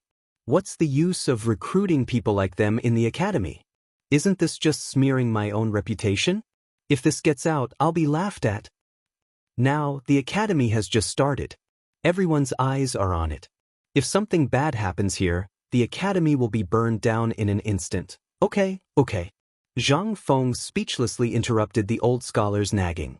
After drinking a large bamboo tube of beer, Zhang Feng felt his soul returning to his body. Then, he said slowly, "You know that I'm a lazy person. This academy was originally set up for you, so I'm not worried about leaving everything to you. Furthermore, from now on, you'll be in charge of the affairs of the academy, as well as setting the rules in all aspects. As for the other aspects, Li Gan and the others will naturally go back and teach for 2 hours every day." Well, since you've arranged everything, Old Man Hai would like to see what the research institute and you guys can come up with. Zhang Feng explained his thoughts to the old scholar. Only then did the old scholar leave with a sigh. Zhang Feng could finally be free. That night, Zhang Feng basically did not have a single dream. He lay on the reclining chair and fell asleep under the intimacy of mosquitoes. The next morning, Zhang Feng woke up with mosquito bites all over his face even before the sound of the rooster's hoofs could be heard. After taking a fierce bath with salt water and locust, he walked out of the house in a comfortable manner. Fengzi, what are you doing? Come and taste the chicken wings I just killed this morning. Come on, Fengzi, drink with me before you go. Fengzi, come and eat a skewer of meat. Fengzi, where are you going so early? Zhang Feng soon regained his vitality under the enthusiastic greetings of all the neighbors. With his hands behind his back, he strolled in Chang and city. Even before they left Hui Tong Fong, their stomachs were already bulging. Today, he would go to the Chang and local government again. Considering what happened yesterday, Zhang Feng learned to be smart. At dawn, he squatted at the gate of the Chang and local government bureau and waited for the registrar. Just when Zhang Feng was about to doze off, the registrar lazily sat on the chair with a pile of documents in his arms. He did not even look at Zhang Feng. Zhang Feng regretted it very much. If he had known it would be so complicated, he would have asked Lao Li to do it for him. But now, it was already like this. If he asked Lao Li to help again, he would lose face. But when he saw the managing director slowly sipping his tea and not even looking at him, Zhang Feng wanted to beat him up. But under the deterrence of the people not fighting with officials, Zhang Feng could only admit defeat. After the registrar finished his tea, he looked at Zhang Feng. "What's the matter?" "Sir, these are the certificates of the Ministry of Works, the Ministry of Justice, the Ministry of Agriculture, and the Ministry of Revenue. Please have a look." The registrar put his thumb in his mouth and dipped it in his saliva. Then he slowly took a look at the documents. However, the more he read, the more he sucked in a breath of cold air. These are the documents. Zhang Feng was overjoyed when he heard this. When he was about to ask when the land deed would be given to him, the registrar said something that made Zhang Feng vomit blood. "But this needs the signature and seal of the county government. You can go and find Lord Niu. F***ck your father. Damn it, isn't Lord Niu in the local government bureau?" Zhang Feng's face was about to twist. But unfortunately, Zhang Feng had to take the documents to the county government bureau to find Niu Weili. But when he saw Niu Weili only pointed at the door. "Go, this matter needs the documents of the Sinong Temple and the Taifu Temple. How can you not get these two most important documents? How can I write the documents for you? This is against the rules." Chapter 487. Zhang Feng's face darkened completely. He rushed out of the government office with a dark face. Zhang Feng also secretly swore. Mother****. Once he became an official, Mother****, he would not let any of these bastards off. Mother****, wasn't it just buying a piece of land? Is it necessary? Did Lao Tzu offend you? Zhang Feng's last trace of good temper was gone. However, he couldn't put down his face, so he could only rush to the Sidong Temple with his head lowered. "Hey, isn't this Fengzi? What are you doing?" When Zhang Feng walked to the Sidong Temple with his head lowered, he bumped into Fang Xianling. It was an acquaintance. However, Zhang Feng was not in the mood to say anything. It was just a polite greeting. Well, I have something to do at the Sidong temple. That's it. I'll go first. Come to my place for a drink next time. Before Feng Xianling said anything, Zhang Feng ran away. Feng Xianling touched his beard inexplicably, but he didn't care. He shook his head and left. For several days in a row, Zhang Feng was exhausted from rushing about this matter. For days. Except for the Imperial Palace, he basically went to all the places he could go 8 times.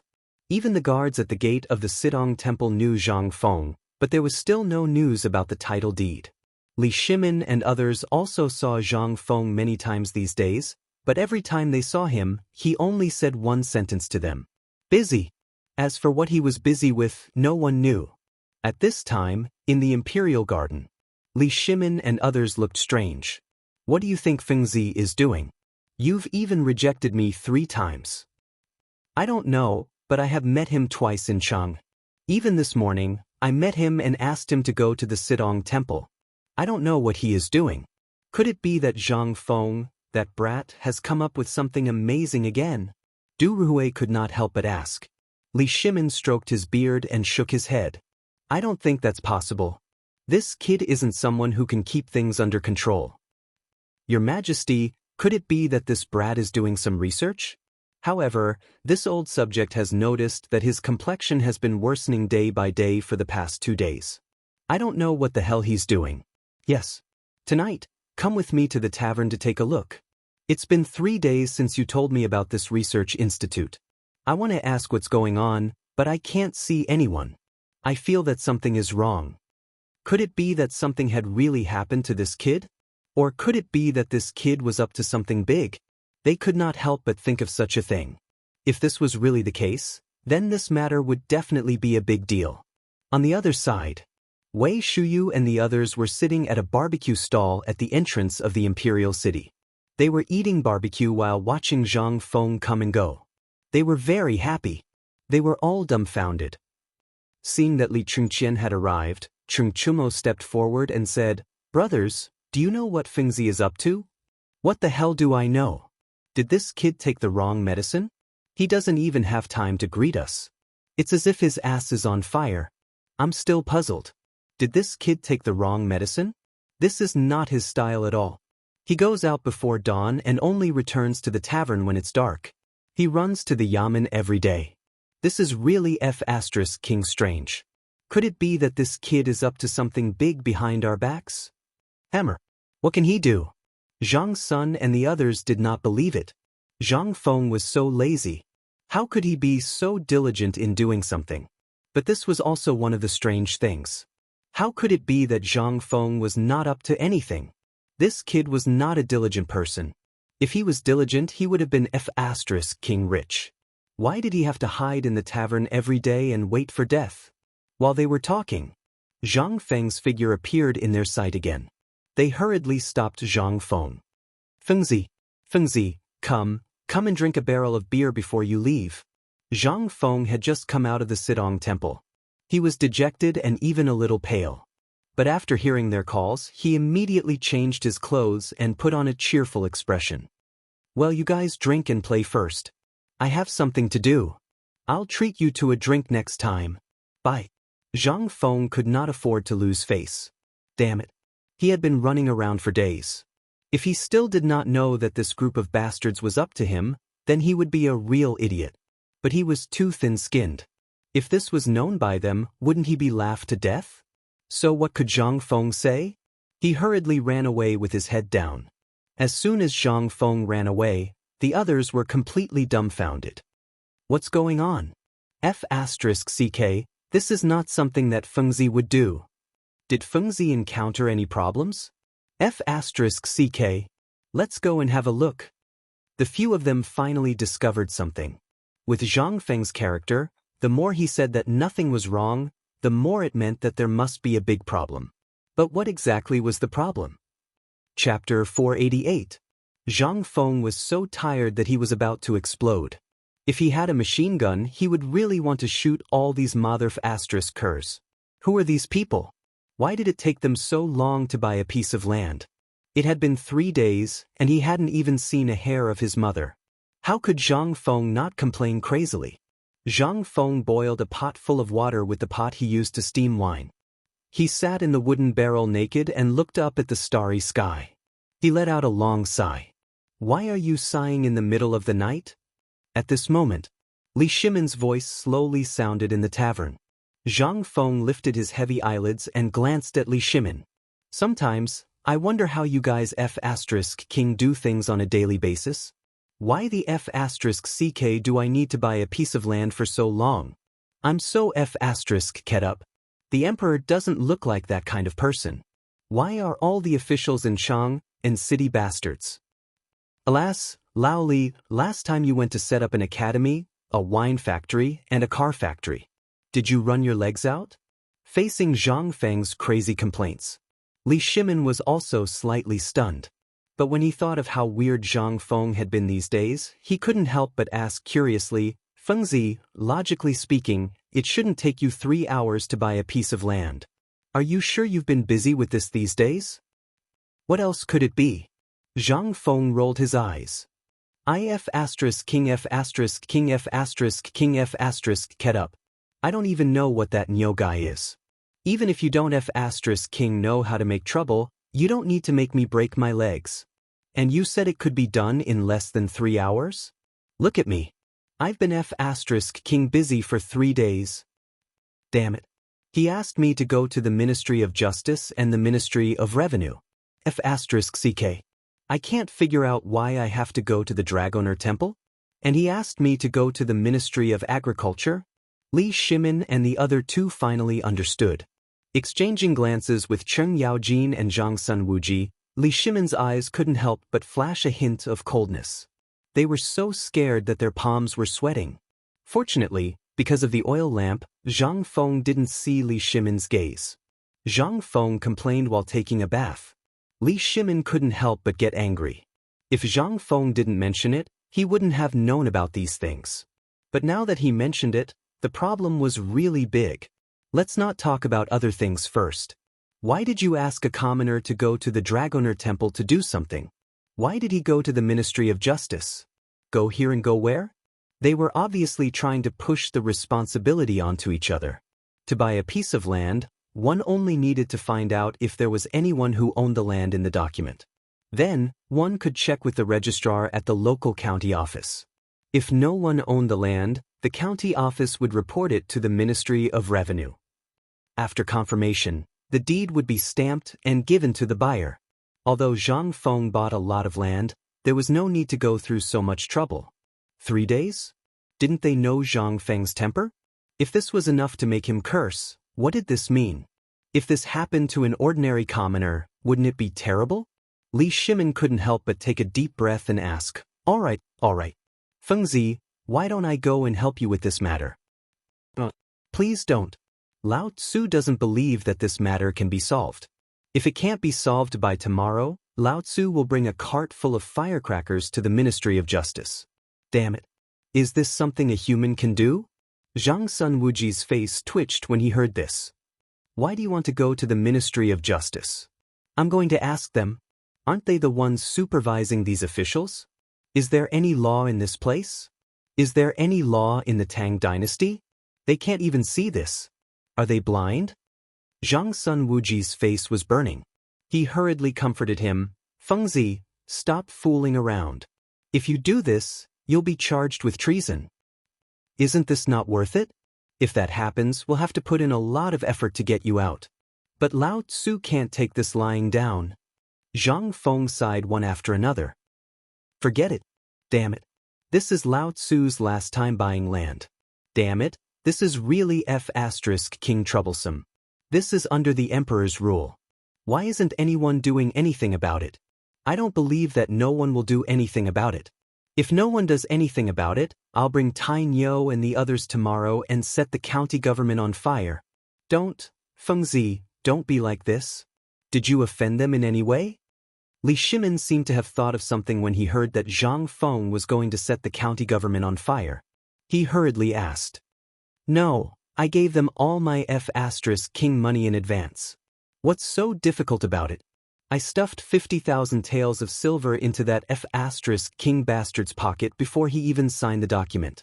King suspect that he's trying to embezzle Lao Tzu's money.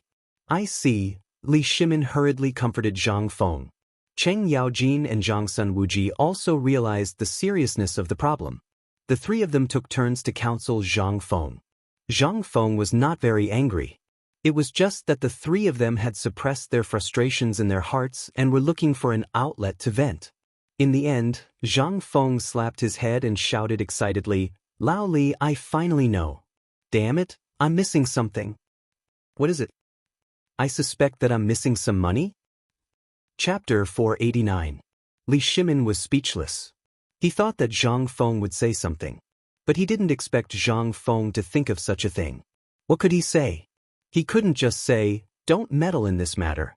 I just need to say a word and they'll come here, right?" Could he say that? If Zhang Feng were to hear this, not to mention other things, that person Li Shimin, really could not afford to lose face. Swish! Zhang Feng finally thought it through and stood up from the water bucket with a swoosh sound. Then he pulled the three of them into the small tavern with his bare buttocks. Come. I was so annoyed that I made a mistake in my thinking. Now that I've figured out the problem, I'll probably get the title deed tomorrow. Take a seat first. I'll make some side dishes. Let's drink till we're drunk tonight. As he spoke, Zhang Feng put on his Han outfit and went into the kitchen. Old son, you have to give me a reasonable explanation for this matter. Seeing Zhang Feng go into the kitchen, Li Shimin roared coldly.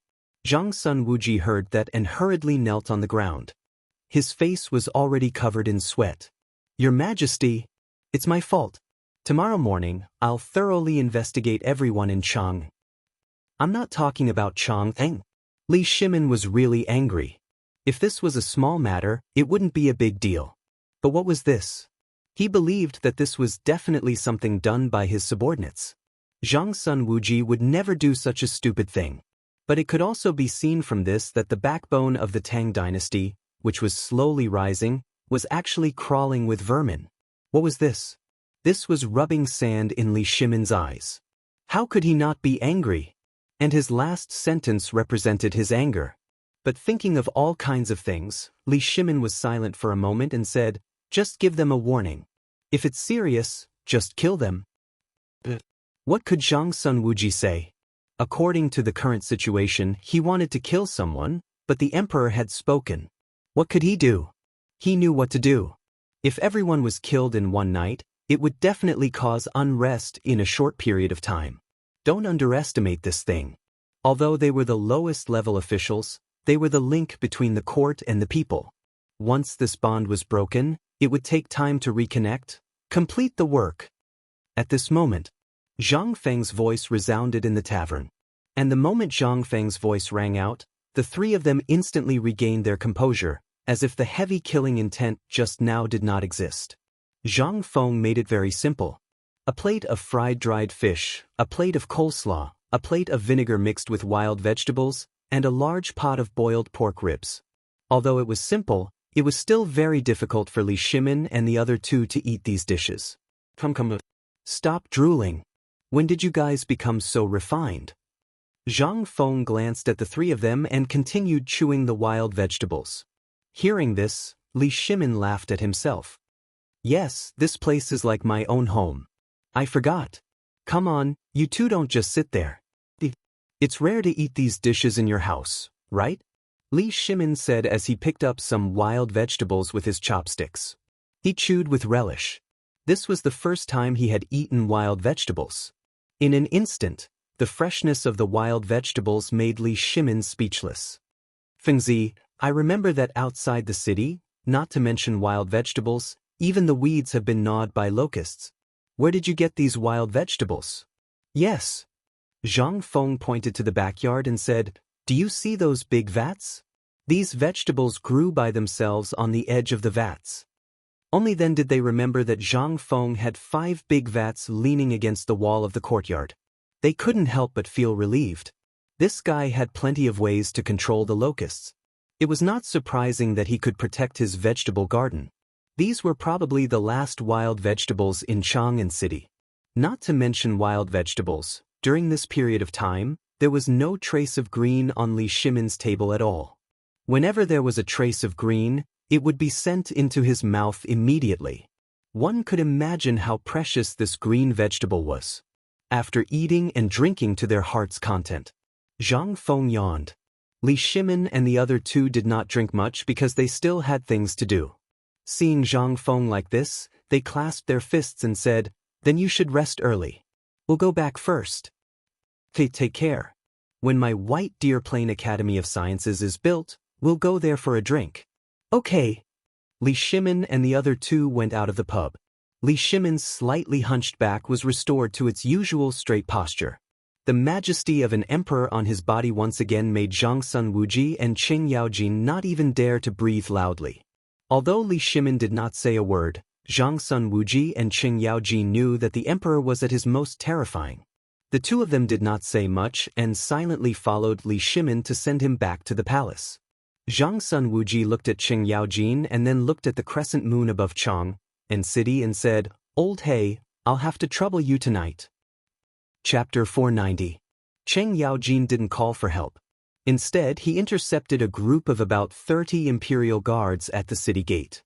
Then he and Zhang Sun Wuji rode on horses and galloped through Chang'an City. Although it was already evening, there was still an hour before the curfew.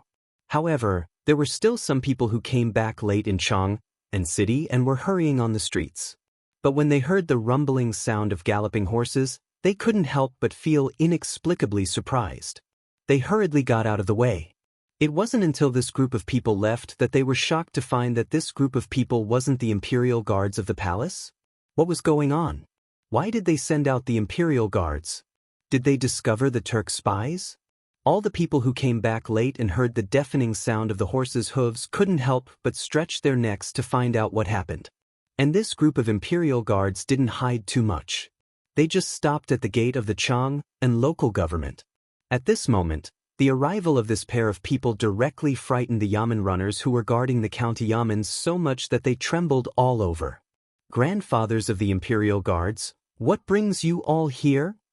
Go, ask your county magistrate to come out for old man," Zhang Sun Wuji said lightly in a gloomy voice.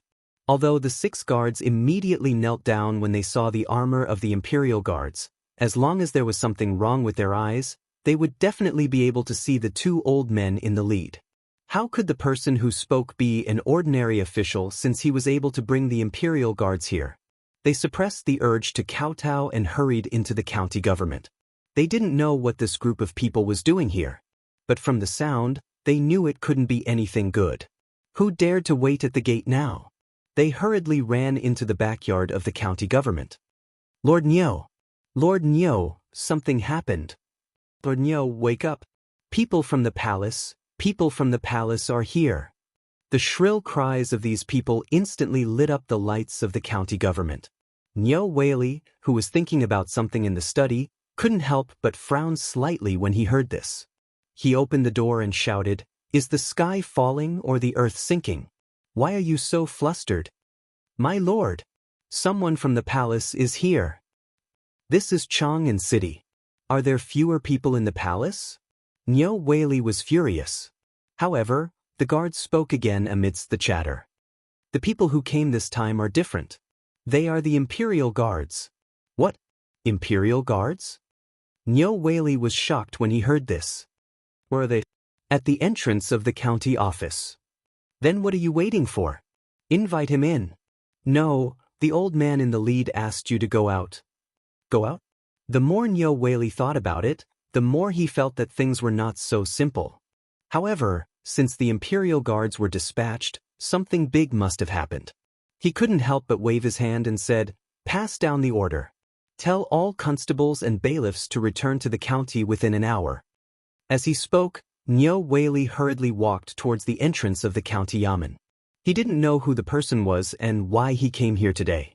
But after thinking about it, he realized that he hadn't been in Chang'an City for many days and hadn't done anything. Could it be that there was something important to announce? An old man? Who could it be? Nyo Weili opened the door of the county yamen with doubts. However, when he saw Xianxia Wuji with a livid face and a strange old man with a curly beard who was about 50 years old, Niu Weili couldn't help but feel weak in the knees and hurriedly knelt on the ground. I'm Niu Weili. Greetings, Lord Zhao and Lord Lu. Buzz. When Niu Weili's voice sounded, all the yamen runners behind Niu Weili, as well as the servants, suddenly felt their minds explode. Lord Zhao. Lord Lu. Who were they? They were Xianxia Wuji, the Minister of the Ministry of Justice, and Qing Yaojin, Lunatic Qing, who was called the God of War. Why did these two gods of plague bring people here in the middle of the night? At this moment, Xianxia Wuji looked at Niu Weili with a faint smile and said, It's rare. The old man thought there would be blood tonight, but since you know the old man, forget it. Fu *K, Lao Tzu hasn't killed anyone for a long time, and he killed people in the yamen of Chang and city. I thought I could have a good time tonight. Who is that? Fu *King Niu, are you going to let us stand here? Two lords please. Hurry up, prepare the food and wine. Prepare the good food and wine. Niu Weili's voice was hoarse. He roared in a shrill and trembling voice. What did he hear? See blood? He felt dizzy. Where was this? This was under the emperor's rule.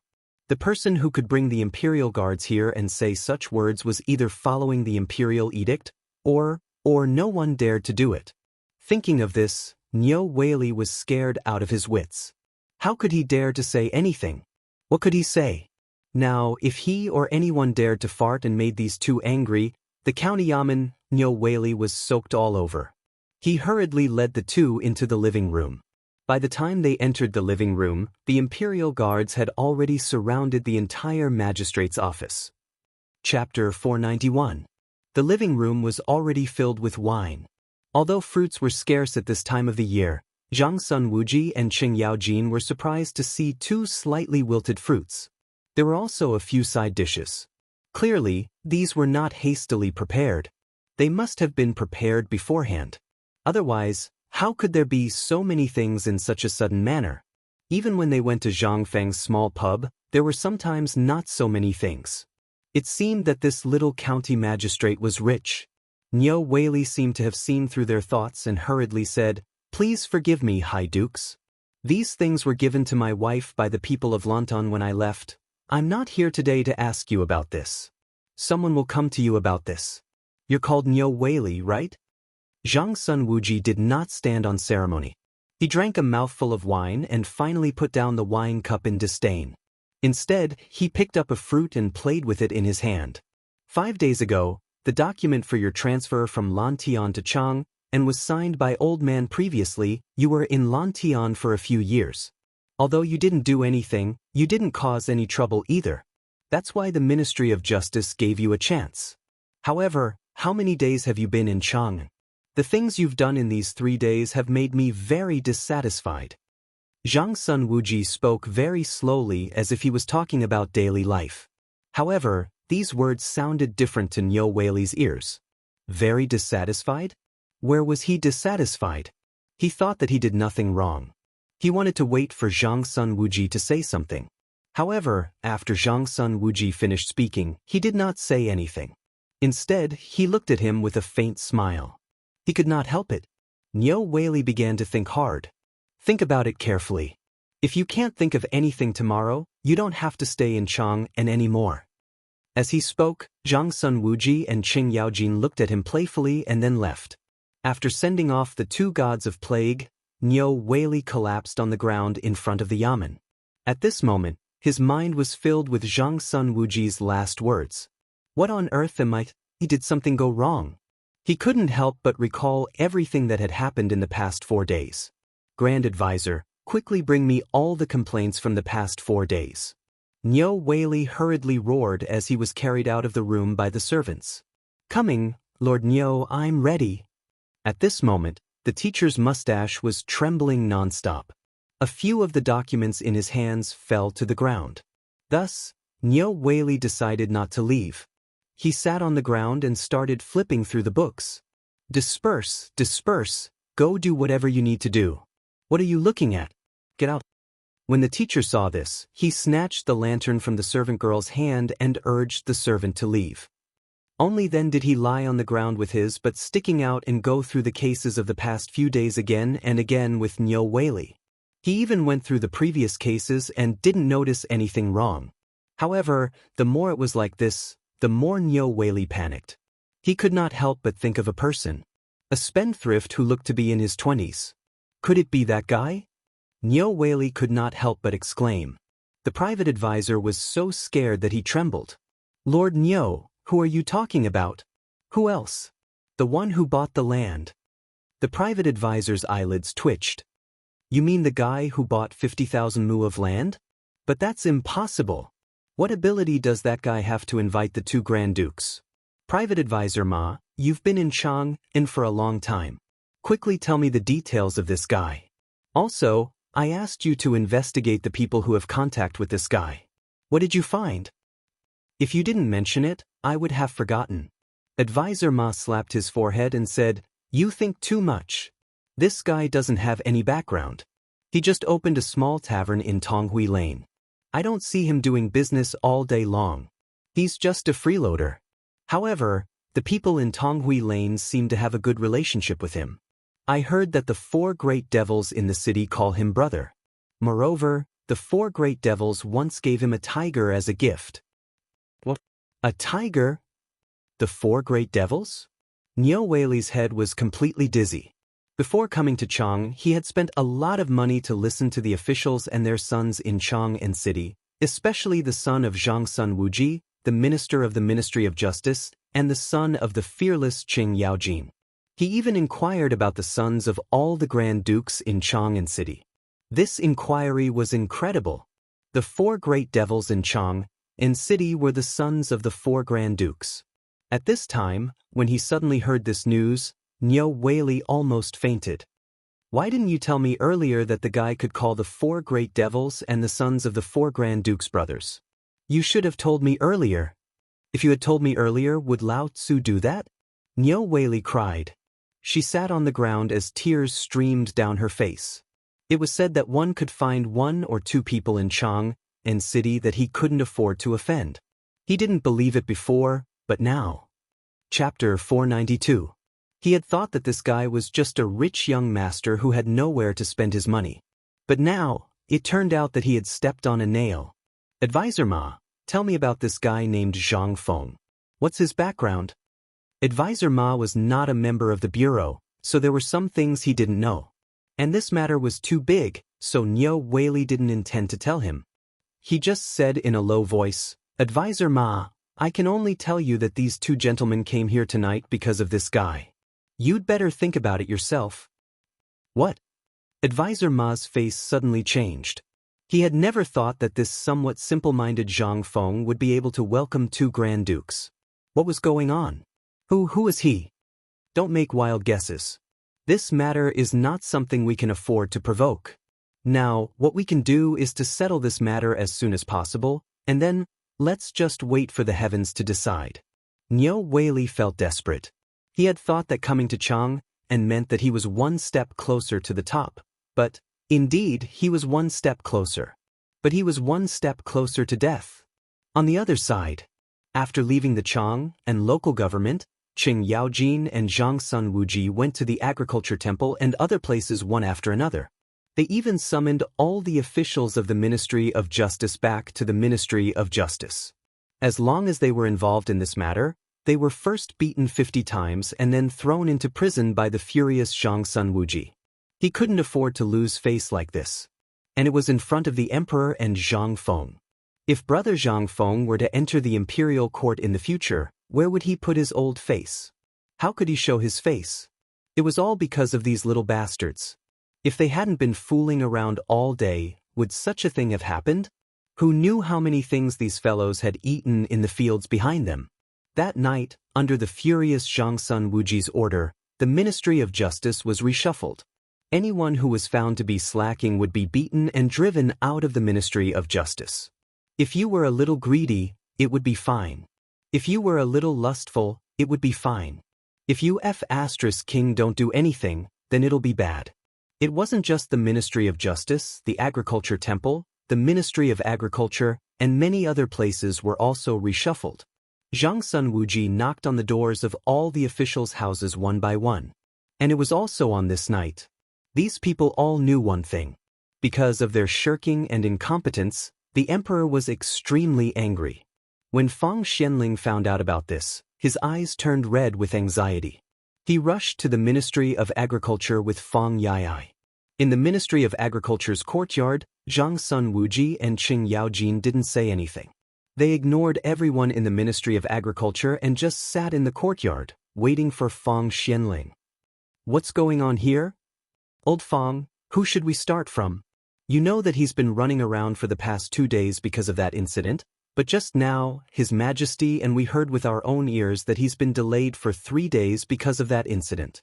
He's been running around in these few places for 3 days. What's wrong with that? He's being played like a monkey. Fang Xuanling's expression suddenly changed when he heard that. You bunch of good-for-nothings. The two of you, what should we do? Let's do it this way. If we need to kill them, then kill them. This old man has long wanted to teach this group of people a lesson. Damn it, they usually look so serious. If it wasn't for this matter, this old man really wouldn't have known that there were such vermin in our Ministry of Agriculture. You even angered His Majesty? Do as you see fit. Kill those who should be killed, and punish those who should be punished. When the people from the Ministry of Agriculture heard that, they completely panicked. They didn't know anything. What were they going to do in such a muddle-headed way?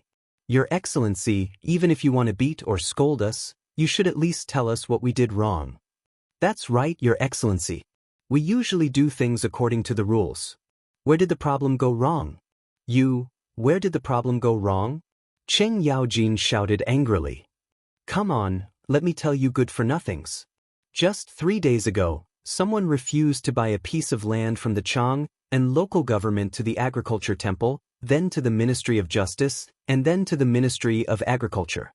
One by one, they refused to give Lao Tzu a piece of land. Let me ask you, is it very difficult to buy a piece of land? Is it very difficult? Isn't it just a piece of land? Do you have to do this? What does this mean? It means that you're shirking everything you've done. What is this? You're dragging down the Tang dynasty. Now the Tang dynasty has just improved, but look at what you've done. Is this something that humans can do? If it wasn't for His Highness the Crown Prince who saw it and reported it to His Majesty, and if it weren't for us old fellows pleading for leniency, I'm telling you, we wouldn't be the only ones here tonight. At this time, the people of the Ministry of Agriculture finally figured out the truth of the matter. And the old man among them couldn't help but be angry. Damn it, which bastard did this? My 3 Grand Dukes, such a person should have his 9 familial exterminated. I beg you to kill his 9 familial exterminations. They knew very well what was going on in the palace now. But now Qing Yaojin was dragging down the progress of the Tang dynasty. If this was confirmed, it would really be a capital offense. Even if His Majesty didn't kill them, once the notice was posted, they would be drowned by the people's saliva. But at this time, they couldn't help but think of a question. Who on earth had the ability to let His Majesty know about this? Who on earth was the person who bought the land? Chapter 493. The next morning, it was still dark outside. At the entrance of the small tavern, Niu Weili had been waiting at the entrance for a long time. He was scared. Because of what happened last night, he didn't sleep at all. He didn't dare to sleep. Last night in the Imperial City, he heard that all the people involved in this incident were in trouble. He didn't know the reason. He was only warned by the 2 state dukes. But his intuition told him that this incident must have something to do with Zhang Feng. Before the rooster crowed, Niu Weili came. But as the sky in the east became brighter, the doors still didn't show any signs of opening. Niu Weili sat on the stone steps under the crooked tree and waited. But as he waited, a problem arose. Although he was wearing ordinary clothes at this time, and although he had only been in Chang city for a few days, there were still people who knew him and greeted him when they saw him. Oh, Lord Niu, you're here to drink so early? This brat probably wouldn't wake up until noon. You'd better go back and come back later. Ha, it's okay. I'll just wait here. What could Niu Weili say? He could only put on a smile and make a fist salute to send the person away. But this seemed to be a starting point. As that person left, more and more people came to know that he was here. After all, a county magistrate squatting at the entrance of a tavern early in the morning. How could this not arouse the curiosity of the people? Lord Nyo, what's wrong with you? Lord Nyo, I have some beer at home. If you like it, I can drink while waiting. Lord Nyo, more and more people came. The whispers grew louder and louder. But when the scorching sun was about to hit his head, the door of Zhang Feng's room slowly opened. As soon as the door opened, Zhang Feng was dumbfounded. At the entrance of the tavern, a skinny middle-aged man in a black robe was squatting in the shade of the tavern's entrance, taking a nap. On the main road, all the newcomers who passed by were pointing at this person and gossiping. Zhang Feng couldn't help but feel annoyed. Did he meet a drunkard this early in the morning? Who is this? It's early in the morning and we're not open for business today. Come early tomorrow. As he spoke, he was about to lock the door. However, when the man heard Zhang Feng's voice, he was so moved that he almost cried. He hastily turned around, grabbed Zhang Feng's hand, and shouted, "Prince Zhang, don't be impatient. Don't be impatient." Zhang Feng instinctively retracted his hand. Just as he was about to get angry, he heard a familiar voice and couldn't help but glance at it in surprise. With this glance, he couldn't help but be stunned. Damn, I was wondering who it was. Isn't this Lord Nyo? What are you doing here so early in the morning? Zhang Feng instinctively resisted Nyo Weili.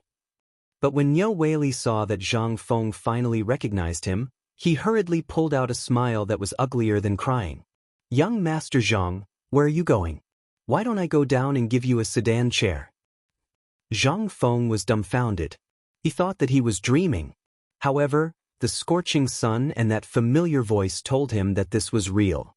"I say, Lord Nyo, what's wrong with you? If you think that the money I gave you isn't enough, you can just say it. You don't have to play with people like this, right?" Zhang Feng was really angry. This was really King infuriating. If you want money, just say it. Do you have to play with people like this? When Nyo Weili heard Zhang Feng's words, his entire face turned green. No, Prince Zhang, we had some misunderstandings before. I thought about it all last night and realized that these things aren't troublesome at all. The main thing is that I just got here and don't know a lot of things. That's why Prince Zhang has to run around for this matter. Fine. What do you mean? Zhang Feng was completely dumbfounded. Why was this different from what he saw yesterday? And this guy actually said that he didn't know anything because he just got here? What kind of bullsh*t logic was this? It didn't King make sense. Lord Nyo, just say it. Don't make fun of me here. Although I'm a little young, I'm not a fool. If you have something to say, just say it, okay? Well, if that's the case, I'll say it. Nyo Weili rubbed his hands. Then, as if he had been granted amnesty, he said, "Well, I'll have to trouble Prince Zhang to come to the county office. I'll definitely get this done within an hour today." Zhang Feng was dumbfounded. "Are you sure you're not playing with me?" Zhang Feng was really scared of being played. But at this moment, even if Nyo Weili lent him a lot of courage, he wouldn't dare to mess around. Maybe right now, there were people from the Ministry of Justice among the crowd at the closed door, looking at him. Even if he ate a bear's heart and leopard's guts, he wouldn't dare to mess around. Seeing that Zhang Feng agreed, Nyo Weili waved his hand and shouted, "Advisor Ma, quickly bring the sedan chair here. What are you waiting for?" "Prince Zhang, I've prepared a sedan chair for you. I hope Prince Zhang can do me the honor." Chapter 494. Zhang Feng was completely dumbfounded. He seriously suspected that this was a dream. Since he had just woken up, he still felt a little uncomfortable. He leaned on the soft couch and fell asleep. He wanted to make sure that this was not a dream. How could it make a person change overnight? If this was not a dream, then what was it? He would never believe that Nyo Weili would be so kind as to not only invite him, but also prepare a sedan chair for him. After Zhang Feng entered the sedan chair, the most shocked people were none other than the neighbors of Tonghui Lane. Everyone thought that Zhang Feng was sitting in the sedan chair, but the new county magistrate actually followed the sedan chair. What the hell is going on? Who knows? I don't know. But Fengzi seems to be very busy these days. He didn't even open his shop. He went out at dawn and came back when it was dark. I don't know what he's doing. Isn't that right? I've never seen this brat so diligent before. Will something happen to Fengzi? No, we have to go to the county government. If something happens, we have to be witnesses. But nothing can happen to Fengzi. He's such a good person. He must be wronged. Let's go. Basically, after the neighbors of Tonghui Lane found out about this matter, they all abandoned their food and ran away as well. They were not worried about losing their things. In Tonghui Lane, who dared to steal? My saliva will drown you. As Niu Weili and the others walked slowly to the county government, more and more people followed them. No one knew what was going on. Why were there so many people following them? Involuntarily, everyone followed the crowd and slowly flocked to the Chang and local government. Even if Niu Weili and advisor Ma saw it, what could they say? If they dared to say a word, they might not even be able to sleep tonight. Therefore, even if someone quietly asked who was in the sedan chair, they did not dare to say. Fortunately, the road to the yamen wasn't too far. Outside the palanquin, Niu Weili could faintly hear Zhang Feng's snoring. When they arrived at the county yamen, Niu Weili still did not see Zhang Feng wake up.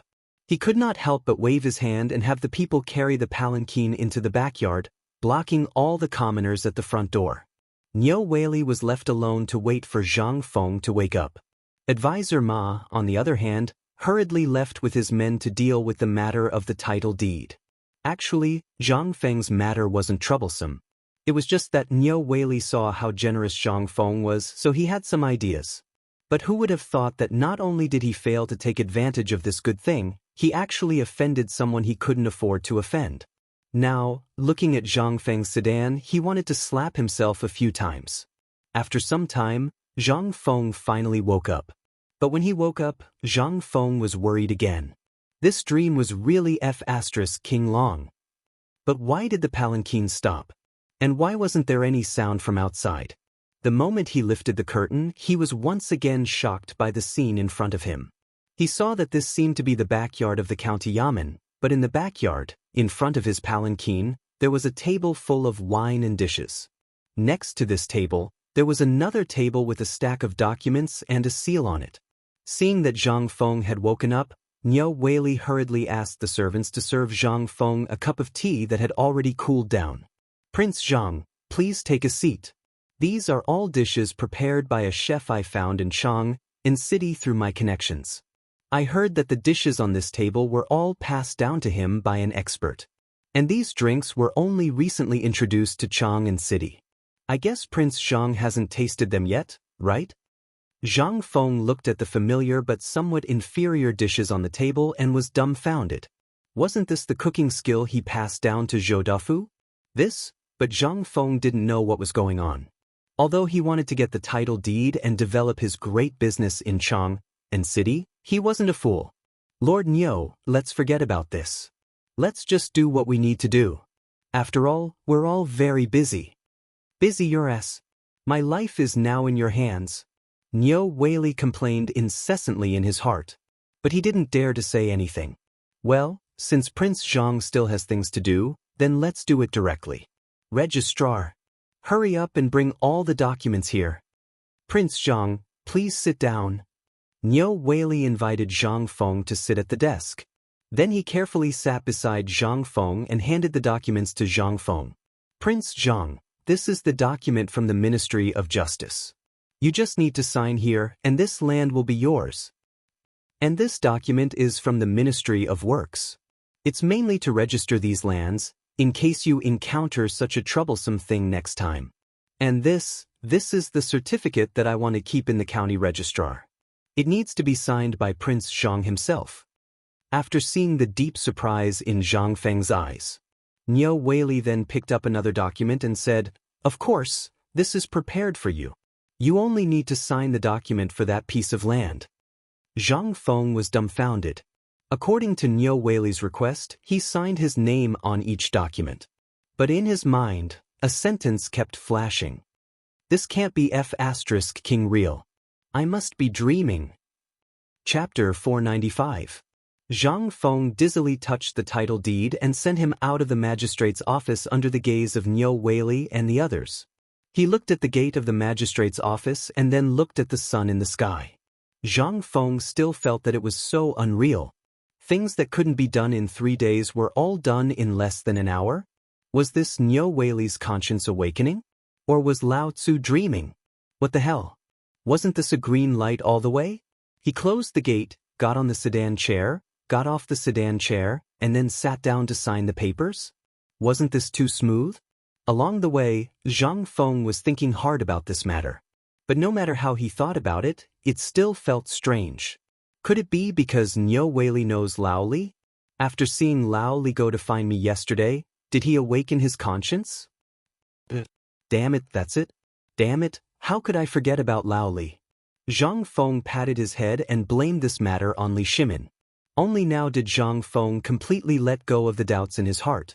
However, if it was Lao Li, it definitely wouldn't be like this. This made Zhang Feng's desire to be an official even stronger. But now, although there were still 3 years. But in these 3 years, Zhang Feng was confident that with these 50,000 mu of land, his name would resound throughout the Tang dynasty. Fengzi, what's wrong with you? Why did you go out so early in the morning? Do you want us to accompany you to the magistrate's office? Unknowingly, Zhang Feng returned to the gate and closed it. At the gate, Li Chengqian and the others had been waiting for a long time. Even Cheng Chumo poked through the paper window and looked inside. Seeing Zhang Feng come back to his senses, Li Chengqian and the others asked with a worried face, "Are you okay? I just heard that you were invited by the county magistrate. What happened?" "It's nothing. Isn't it just because your brother Feng is handsome and wants to treat me to a drink?" Everyone could not help but roll their eyes. How could they not know what happened last night? That's enough. The bulls in Chang and city have been blown to death by you. Let's go. Open the door quickly. It's such a hot day. Don't you feel embarrassed to let us stand at the door like idiots? They entered the room and found a place to sit down. He picked up a bamboo barrel of beer from the large vat in the backyard and drank to his heart's content. As they drank, Li Chengqian asked, "Fengzi, have you bought your land yet? I haven't seen you for the past few days. Do you need that long to buy land?" "Pa." Zhang Feng didn't waste his breath. He slammed the title deed on the table. "Look, 50,000 mu of land is now Zhang Feng's." "Pooh!" They couldn't help but spit out the wine in their mouths. "How much? How many mu did you say?" They thought Zhang Feng was buying the land in Chang'an City. So, when they heard Zhang Feng say 50,000 mu, even the carefree Cheng Chumo couldn't help but praise him. "Fengzi, did you buy the whole of Chang'an City? 50,000 mu. What are you going to do with it? Are you going to change your career and raise pigs? Get lost. I'll let you be the first one to run around the place." Zhang Feng was listening well at first, but when Cheng Chumo spoke, the whole atmosphere changed. He wanted to show off, but this grandson of his had completely ruined it. However, these guys didn't give up and continued to ask, "Fengzi, tell me, where did you buy? Did you really buy the whole of Chang'an City?" Zhang Feng was speechless. "Do you think I, Zhang Feng, have so much money? Can I afford to buy Chang'an City? Besides, take your brains and think about it. Can you buy it?" Li Chengqian couldn't help but be more puzzled. "If you didn't buy Chang'an City, then where did you buy? Why did you spend so much time?" How could Zhang Feng tell him such a shameful thing? He rolled his eyes and said, "Speaking of that place, it's a good place, located between Beiba River and Chan River. Zhongnan Mountain is to the south, Shao Mountain is to the east, and Ba River is to the north. It's the first barrier of Chang'an City. Such a good place, I had to check it out first before buying it." "What? You mean Shao Mountain? Then why did you buy Thatched Beach? Tell me honestly, how much money did you spend?" Zhang Feng smiled and said, not much, just 50,000. 50,000? Cheng Chumo and the others' eyes almost popped out. They couldn't help but silently put down their beers, shook their heads, and sighed. This sigh made Zhang Feng a little confused. "But, do you think I've made a fortune? Let me tell you, this time it has nothing to do with you." "No." Li Qingqian solemnly patted Zhang Feng's shoulder and said, "You're going to beg for food. We're just embarrassed to drink your beer for free. Do you know that if you buy that place, it's equivalent to smashing it in your hands? Tell me, how can we take advantage of you?" Chapter 496. That's right, Feng Zi. If that place was a good place, it would have been bought by those shrewd businessmen long ago. That place was once washed out by the mud from the Ba and Chan rivers after a flood. Although that place looks good, it can't even grow crops. Although it looks like mud, when you use a hoe, it will turn into stones. If you have that money, why don't you use it to buy a few houses in Chang, or a few shops and expand your little tavern? Do you have to throw money into the water like that? The few of them spoke one after another, making Zhang Feng dumbfounded. Isn't it just buying a piece of land? Do you have to be like this? Besides, who said that Lao Tzu bought land to grow crops? Do I, Zhang Feng, look like someone who grows crops? No, what's wrong with all of you? Didn't I just buy a piece of land? Do you have to put on such a sad face? Isn't it just 50,000 taels of silver? With our Zhang Feng's ability, this money is gone. Isn't it just a matter of earning it back with a meal? The few of them pursed their lips. They automatically filtered out Zhang Feng's words. With his character, even if he really suffered a loss, how could he say it out loud? This guy must be puffing himself up at his own cost. Li Chengqian couldn't stand it anymore. He stood up and patted Zhang Feng, saying, "Feng Zi, although this 50,000 taels of silver is a small matter, it's really useless to buy a piece of land." It's fine, it's fine. This money is your father's." Zhang Feng's words directly choked Li Qingqian to death. Who was his father? That's the current emperor. Would his imperial father blindly use the money to do such a ridiculous thing? Hearing this, Li Qingqian asked in surprise, "Feng Zi, are you sure that this 50,000 taels of silver was taken by my father? Otherwise?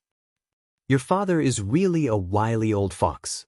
His ability to not act without seeing the hair is really good. Then why are you buying this piece of land?" With Li Qingqian asking like this, everyone finally relaxed. If it was the emperor who paid for this, then there must be a way. But this time, the emperor didn't even tell anyone. What did this mean? This meant that Zhang Feng was up to something big this time. Under their expectant gazes, Zhang Feng said slowly, "I didn't buy this land for farming. Even if I want to farm, I'll leave it for you guys to farm in the future. Do you still remember what I said before? I'll let you guys learn real skills." When they heard this, their eyes instantly turned red. However, Zhang Feng waved his hand, indicating for everyone to remain silent. He then continued, "I said before that I will train you to become the people you want to be. Iron Bull, do you still remember the heavy armor I mentioned before? And the unbreakable shield, right?" "I remember. But, as long as you remember." Zhang Feng interrupted him. He said again, "I remember that you want to learn real mathematics as well as physics after mathematics, right? I still remember that I told you about the strange scriptures, right?" Zhang Feng finally looked at Li Qingqian and asked. At this moment, everyone's eyes were burning with passion. At this moment, a few people also stood up excitedly and surrounded Zhang Feng. It was unknown if Zhang Feng was talking to himself or to them. His gaze went past them and looked at the street. He said in a low voice, "In this world, who doesn't have a dream? Everyone has a dream. It's the same for me. You all think that I've always been sloppy. Indeed, I used to want to eat and wait for death, to be a salted fish. Don't ask me what a salted fish is. I can only say that after I met you, you all changed, and so did I. Slowly, I began to realize that there was the unfathomable Lao Li, the cunning Lao Sun, the honest and violent Lao Qin, the loyal Lao Wei, Lao Feng, and Lao Du. After that, I met the stubborn people of Chang and City. We were all changing, weren't we? You were all subtly influenced by me. At first, I was afraid of interacting with anyone in Chang and City. Later, I slowly discovered the frankness of Guzi, Zhu Zi, and the others, as well as the concern and frankness of Lao He, Lao Shuhai, Zhu Zi's father, and other neighbors. At that time, I suddenly realized that I was not alone. I still had brothers, friends, and family. And the neighbors on the whole street. Zhang Feng spoke very slowly. At this time, the few people in the tavern looked at Zhang Feng with flickering eyes and fell silent. Zhang Feng took a sip of wine and said again, "In the past, I thought that the world had nothing to do with me. If I went to the imperial court, with my ability, I, Zhang Feng, wouldn't have to worry about my name not being recorded in history. However, in the end, after the college was established, I suddenly realized that I still had nothing. All of you were very busy, but I still had nothing to do. From that day onward, I suddenly thought of something.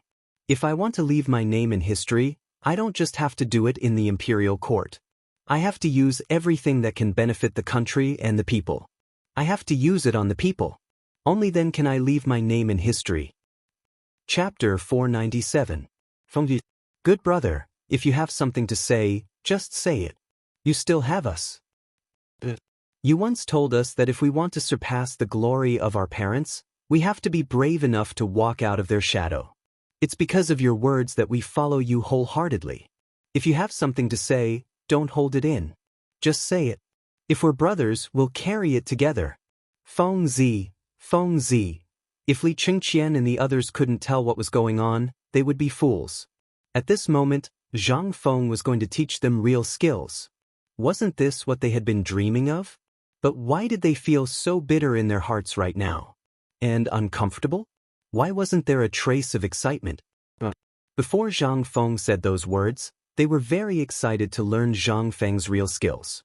But after Zhang Feng said those words, they felt a kind of loneliness from Zhang Feng's calm words. Zhang Feng waved his hand. "Okay, you guys are putting a lot of pressure on me, okay? Isn't this something to be happy about? I've finally walked out of the stubbornness in my heart. Isn't that something to be happy about?" Fengzi. Li Qingqian patted Zhang Feng heavily, but in the end he choked with sobs. "Okay, why are you crying as a man? I bought this place because it's far away from Chang'an City. It's far away from the hustle and bustle of Chang'an City. In this way, no one will be able to affect my research." Fengzi, you're saying that you bought this place to set up that research institute? Li Qingqian asked in shock. Zhang Feng nodded. "That's right, but also wrong. From now on, this place really belongs to me, Zhang Feng, but it also belongs to you guys. Here, I can do some research in peace. Tai Niu, do you still remember the tricycle from before? How could Ching Chumo not remember?" "Yes, I do. Do you want to study that thing?" Zhang Feng nodded and shook his head. "That's right, that's not right either. Do you still remember this thing and the metal ship I made before?" They looked at each other in surprise. The iron boat was listed as the top secret of the palace. However, they still remembered that this thing came from Zhang Feng. Iron boat, iron carriage, could there be a connection between these two? Suddenly, they seemed to have thought of something. "Feng Zi, do you mean to say that you purposely made those iron boats and iron carriages? Is this the same method used to subdue Tubo?" They couldn't help but think of a terrifying thing, and that was Zhang Feng's brain. This guy was a freak. Every time something happened, it would create a strange connection with the subsequent events. This time, when Zhang Feng said this, they suddenly thought of a terrifying thing. However, they were unable to connect that to anything that had happened before. The only thing that was connected was water transportation. Zhang Feng nodded again, then shook his head. "Have you ever seen a ship that travels millions of li in a day? And it doesn't need people to row it.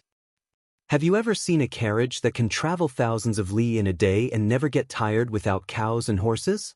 Have you ever seen yourself wearing that invulnerable armor and entering a foreign land on the other side of the ocean?" Boom.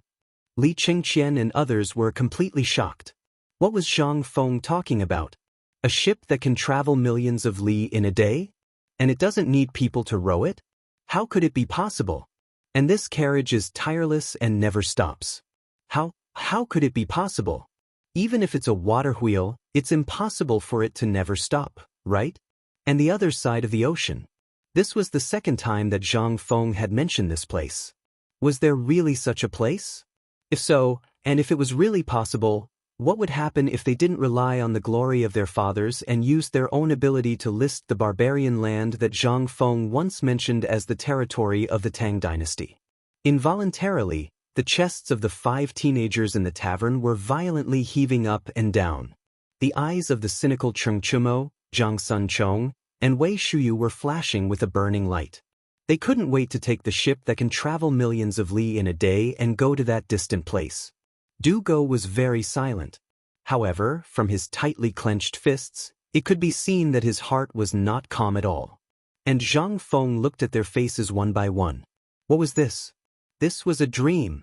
He once had a dream, but in the end, the dream was shattered into pieces. And in their eyes, wasn't it the same? "Okay, boys, are you willing to be the one who can make your fathers look at you in a new light, and even throw them 8 streets away? Are you willing to study these strange things with me and then show them to your fathers, and let him feel that you've grown up and are no longer the people who only need to eat and wait for death? Are you willing to fulfill your dreams with me?" After Zhang Feng finished speaking, he stood up and placed his hand in front of Li Chengqian, asking, "Li Chengqian, are you willing?" "I'm willing." Cheng Chumo and the others also stood up and slapped Zhang Feng's neck, shouting, "Damn, good brother, I'm willing." "Good brother. Ha!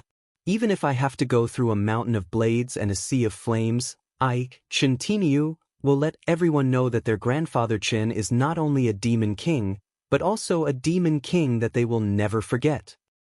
"Ha! You're just bragging. If you have the ability, then try saying these words in front of your father." "Ha ha." The few of them laughed and enjoyed together. For the same dream, Zhang Feng patted their shoulders. The few of them almost pinched Zhang Feng to the point of fainting. With great difficulty, he crawled out from under their arms, and Li Chengqian once again grabbed his shoulders, saying, "Fengzi, just say it, what should we do next? We'll listen to you. Are you sure?" Hearing this, the few of them couldn't help but be stunned. At this moment, the expression on Zhang Feng's face made them panic involuntarily. Chapter 498. "Fengzi, just say it. What exactly do you want to do? You're really asking for a beating right now, you know that?" Cheng Chumo and the rest instantly woke up from their excitement when they saw Zhang Feng's sneaky smile. This guy was going to cause trouble again. When they thought of what they had said before, that they would go through water and tread on fire, they wished they could take those words back. But it was too late now. Zhang Feng looked at their expressions and smiled again. "Actually, it's nothing much. It's just that you all know that this institute has just been set up. It's impossible for me to give up on this. I heard that you all recruited more than 30 people in one night. I'll leave these people to you, but you only have 2 hours a day to teach them. After that, you'll basically stay in this research institute for the rest of your time." "You're saying that we can also teach people? To be teachers?" Cheng Chumo and the rest pointed at themselves in disbelief. Zhang Feng shook his head. "Do you think you're worthy?" "No." Cheng Chumo shook his head. People should know their own limits. They knew what abilities they had. If they were asked to teach these people how to eat meat, drink wine, go to the brothel and fight, there was nothing to say. But if they were really asked to teach these people how to eat meat, drink wine, go to the brothel and fight, there was nothing to say. Then forget it. Not to mention anything else. Yuchi Baolin and Yuchi Baoqi were smarter than him. They were also veterans. If they were asked to teach them? What was that? They were completely looking for trouble. Cheng Chumo could not help but ask curiously, "Then tell me, you want us to teach people, and now you're saying this. What exactly are you asking us to teach? You're not going to teach them how to become stubborn, right? Don't worry about this. There's no need to teach them. They're all more open than us." When Zhang Feng heard this, his eyes almost popped out of their sockets. "These are the people you found for me?" Cheng Chumo's face stiffened. He shrunk his neck and said, "Well, didn't Li Gan's father ask us to look for them? We only know this group of people in Chang'an City. How are we supposed to find them in one night? We even went straight to his house and kidnapped him." When Zhang Feng heard this, he instantly had the urge to beat someone up. What the F***C? What the hell is going on here? But now, Zhang Feng could only curse in his heart. That's enough. From now on, don't bring such people into the academy. After all, the academy might be divided into 2 courtyards in the future. Li Chengqian and the others had wanted to see Zhang Feng make a fool of himself, but when they heard Zhang Feng's words, their expressions couldn't help but become sluggish. Didn't you say that you don't want this academy anymore? Zhang Feng glanced at Li Qingqian. Who told you that we don't want this academy anymore? Do you think that Lao Tzu worked so hard to get it for fun? Let me tell you, Chang, and university will definitely be an important place for academic research in the future. Although the research institute is in Shao Mountain, that place is also where we conduct experiments. Do you understand now? These two academies can be said to be a place for academic research and to discover talents, while the other is a place for true learning of skills. To put it bluntly, this is a technical school. This is a place for true learning of skills. I named it White Deer College. Zhang Feng had thought it through very clearly. There was a long way to go. If he wanted to walk a different path from others, then he had to have his own characteristics. As for what characteristics he had to have, it had to be something professional. Take these guys for example. What if he asked Du Dabing to learn from Chen Tinyu? Forget it. In less than 3 days, this guy would definitely quit. Everyone had their own strengths. What Zhang Feng wanted to do was to try his best to make use of these people's strengths. That was all. However, as soon as the words, technical school, came out, Cheng Chumo and the others were instantly dumbfounded. Just as they were about to ask, Zhang Feng waved his hand. The so-called technical school is actually my academy. It includes winemaking, business, and even some other things. I once remembered a saying, with a skill in hand, you can travel thousands of miles of mountains and rivers. Just like a carpenter, as long as you know how to do carpentry, you will starve to death. No! Now that the economy of the Tang dynasty has developed, what we lack now is talents in this area. No matter how good our current emperor is at scheming, if there is no one under him, he will still be doomed. That's not right, Fengzi. What I know now is that ever since the imperial examination system was introduced, everyone has set the college entrance examination as their goal. But if you do this, isn't this? Li Qingqian finally understood. So, the things that Zhang Feng had set up in Shao Mountain and those factories, to put it bluntly, were teaching these people how to work. If that was the case, would anyone come? Now that the academy had opened, although it was said to attract people, there were still people watching. If this matter was spread out, how many people would dare to come? Who would want to come? However, Zhang Feng said something that no one understood. Because of this, it needs me, it needs you.